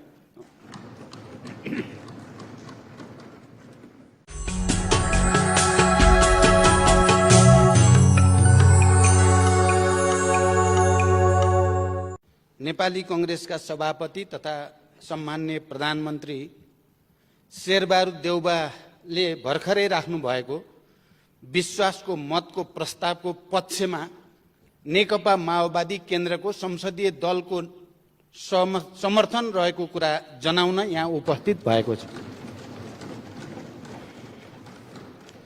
समर्थनमा केही कुरा भन्नुभन्दा अगाडि अहिले पनि देश कोरोना महामारीबाट ग्रस्त छ। म ती हजारौं नेपाली नागरिकहरू जसको मृत्यु भएको छ कोरोनाको कारणले, उनीहरूप्रति हार्दिक श्रद्धाञ्जली व्यक्त गर्न चाहन्छु। सबै संक्रमितहरू जो अस्पतालमा या घरमा आइसोलेसनमा हुनुहुन्छ सबैको शीघ्र स्वास्थ्य लाभको कामना गर्न चाहन्छु। त्यसैगरी अहिले बर्खायाम छ, बाढी पहिरोको कारणले पनि धेरै नेपालीहरूको ज्यान गएको छ। उनीहरूप्रति पनि श्रद्धा व्यक्त गर्न चाहन्छु र ती सबै मृतकका शोक सन्तप्त परिवारहरूप्रति हार्दिक समवेदना व्यक्त गर्न चाहन्छु हाम्रो दलको तर्फबाट र घाइतेहरूको शीघ्र स्वास्थ्य लाभको कामना गर्न चाहन्छु।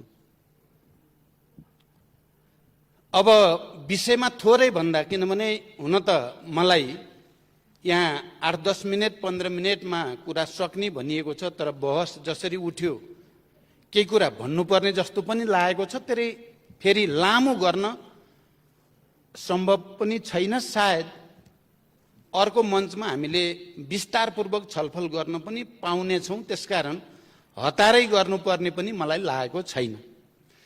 तैपनि हामी बडो विचित्रको अनुभव, राजनैतिक अनुभवबाट गुज्रिन बाध्य भएका छौँ। संविधान सभाबाट संविधान हामीले मिलेर बनायौँ, निरङ्कुशताका विरुद्ध आन्दोलन हामीले मिलेर गर्यौँ, निर्वाचन हामीले मिलेर लड्यौँ, प्रतिस्पर्धा पनि गर्यौँ र एउटा सपना, एउटा परिकल्पना हामीले गरेका थियौँ। तर अहिले 5 वर्ष नपुग्दै दुई पटक संसद विघटन अनि फेरि अदालतबाट संसद पुनर्स्थापनाको नेपालको इतिहासमा सायद यस्तै अनुभव त पहिलाको छैन। हुन त एकजना मान्नेले विगतका थुप्रै विघटनका अनुभवहरू तिता मिठा रहेको कुरा बताउनु भयो, तर यस्तो अनुभव यस्तै किसिमको त थिएन। 2/3 बहुमतको प्रधानमन्त्रीले आफ्नो बहुमत हुँदा हुँदै पटक पटक संसद विघटन गर्ने र देशलाई दुर्घटनामा धकेल्ने त पहिलो पटक नै नेपालको इतिहासमा भएको हो। यो विडम्बना आज मैले चाहिँ यो सम्मानित सदन अगाडि मैले बोल्नु पर्दा, जसले गठबन्धनबाट एउटा राजनीतिक स्थायित्व होला देशमा भन्ठान्यो र प्रस्ताव लिएर गयो, त्यो मान्छेले बोल्नु पर्दा, पार्टी एकता गरौँ र देशमा लेफ्टहरूको राम्रो जनाधार छ, ठुलो उभार आउला र विकास समृद्धितिर देश लान सकिएला भनेर एकताको प्रस्ताव राख्ने मान्छेले आज उभिएर यो सदन दोस्रो पटक पुनर्स्थापित भएको सदनको अगाडि उभिँदा अब मेरो अनुभूति के होला? मलाई लाग्छ मान्य सदस्यहरूले गहिरो गरी विचार गर्नुभयो भने त्यसलाई बुझ्न सक्नुहुन्छ भन्ने मलाई लाग्छ। यस्तो दुर्दशा यति छिटो देख्न पर्ला भनेको भए मैले किन गठबन्धनको प्रस्ताव लान्थेँ होला, किन पार्टी एकताको प्रस्ताव लान्थेँ होला। त्यसकारण मैले यहाँ अहिले पनि त्यति स्वाभाविक लागिराखेका छैन यो बीचका घटनाक्रमहरू पनि। म विषयमा 2-4 कुरा भन्नुभन्दा अगाडि नै के भन्न चाहन्छु भने, अस्ति प्रधानमन्त्रीको शपथ ग्रहण कार्यक्रम या नियुक्तिको प्रक्रियाभित्र हामी राष्ट्रपति भवनमा, राष्ट्रपति कार्यालयमा चाहिँ केही अस्वाभाविक खालका परिघटना भए। मैले खालि ध्यानाकर्षण मात्रै गराउन चाहन्छु। त्यहाँ प्रधानमन्त्री नियुक्तिको सन्दर्भमा प्रयोग भएको भाषा जो थियो संविधानको मर्म र भावना विपरीत थियो र शपथ ग्रहण नै रोकिएको थियो। त्यो आफैमा यस्तो खालको पटक पटक हुने कुरा थिएन। त्यो भन्दा पनि हरेक पटक हामी शान्ति प्रक्रियामा आएपछि पनि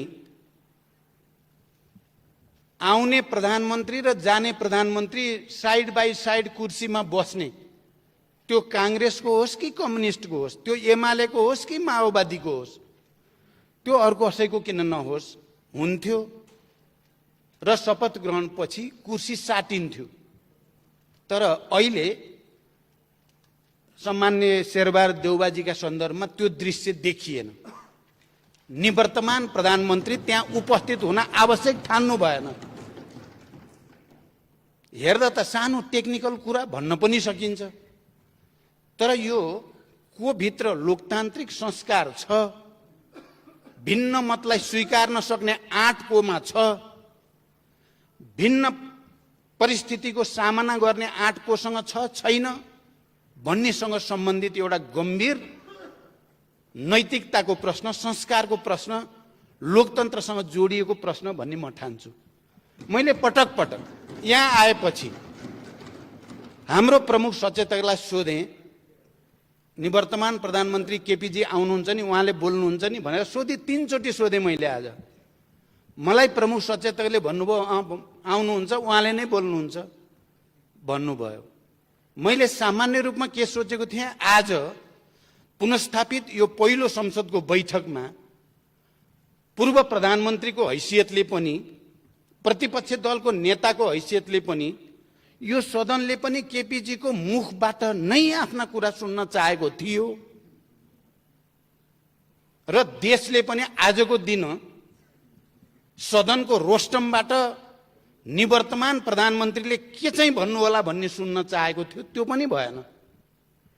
अब उहाँ अरू बिमारी भएर केही हो कि मलाई त्यो त थाहा छैन, तर मलाई उहाँले नै बोल्नुहुन्छ भनिएको थियो। यो पनि मलाई अलिकति अस्वाभाविक जस्तो चाहिँ महसुस भएको छ। यो लोकतान्त्रिक संस्कार हो कि अलोकतान्त्रिक हो भन्ने कुरामा पनि।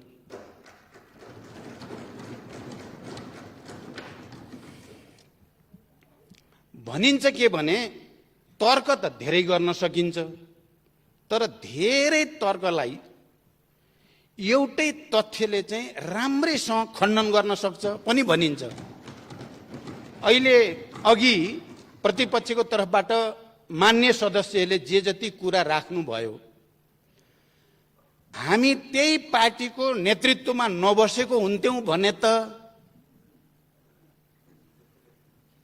हामी केपीजीको अहंकार र दम्भको अत्याचारको जाँतोमा नपिसिएका हुन्थ्यौं भने त उहाँले भनेको चाहिँ अलिअलि हो कि भन्न पनि सकिन्थ्यो।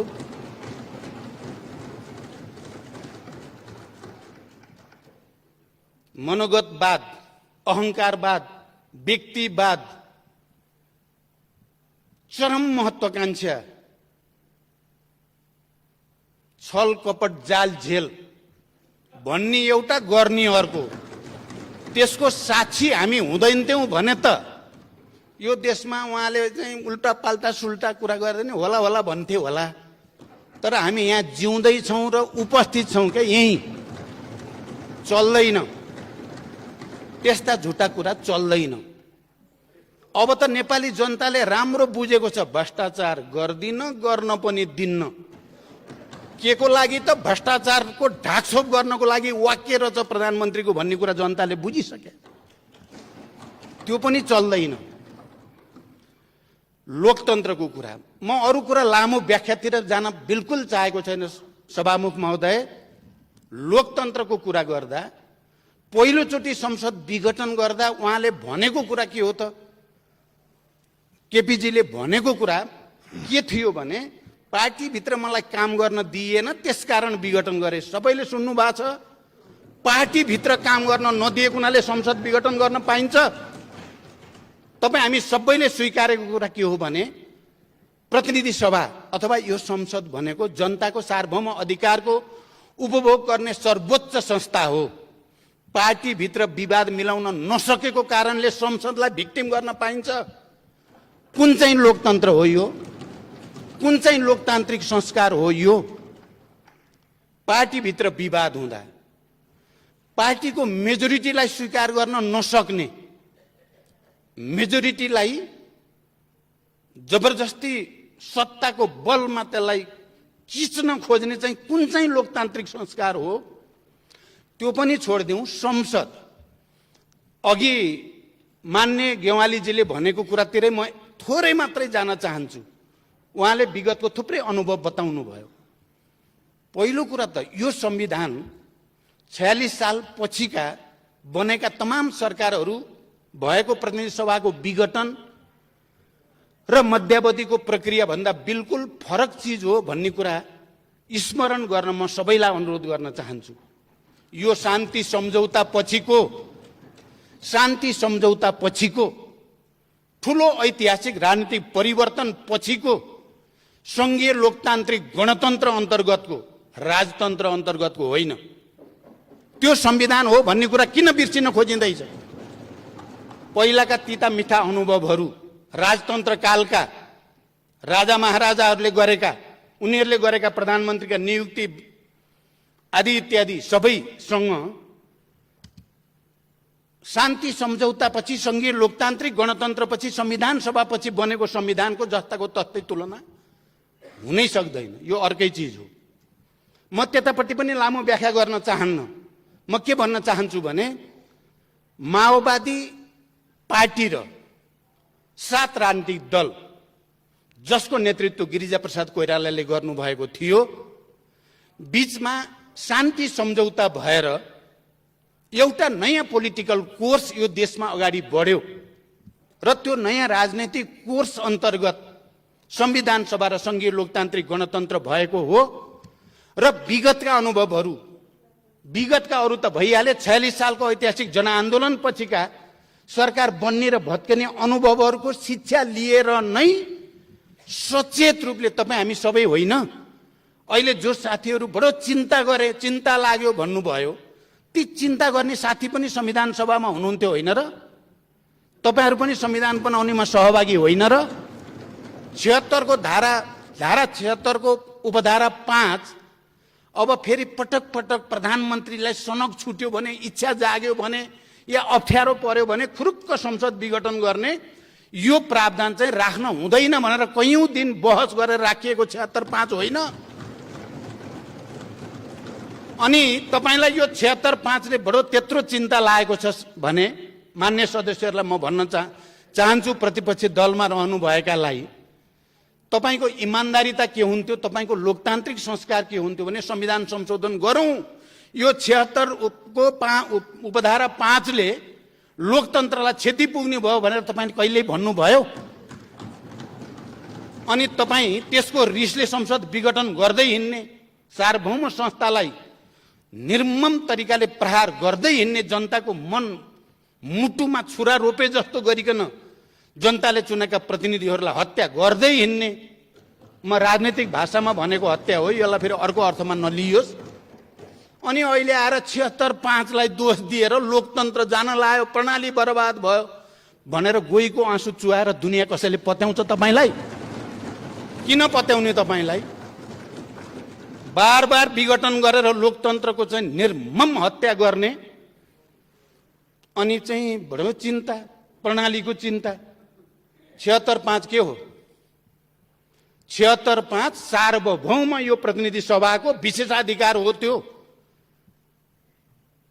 पार्टी भन्दा माथि जनताको सार्वभौम अधिकारको संरक्षण गर्नको लागि प्रतिनिधि सभालाई दिएको विशेषाधिकार हो। त्यो त्यसको प्रयोग हुँदा तपाईहरुलाई त्यत्रो चिन्ता?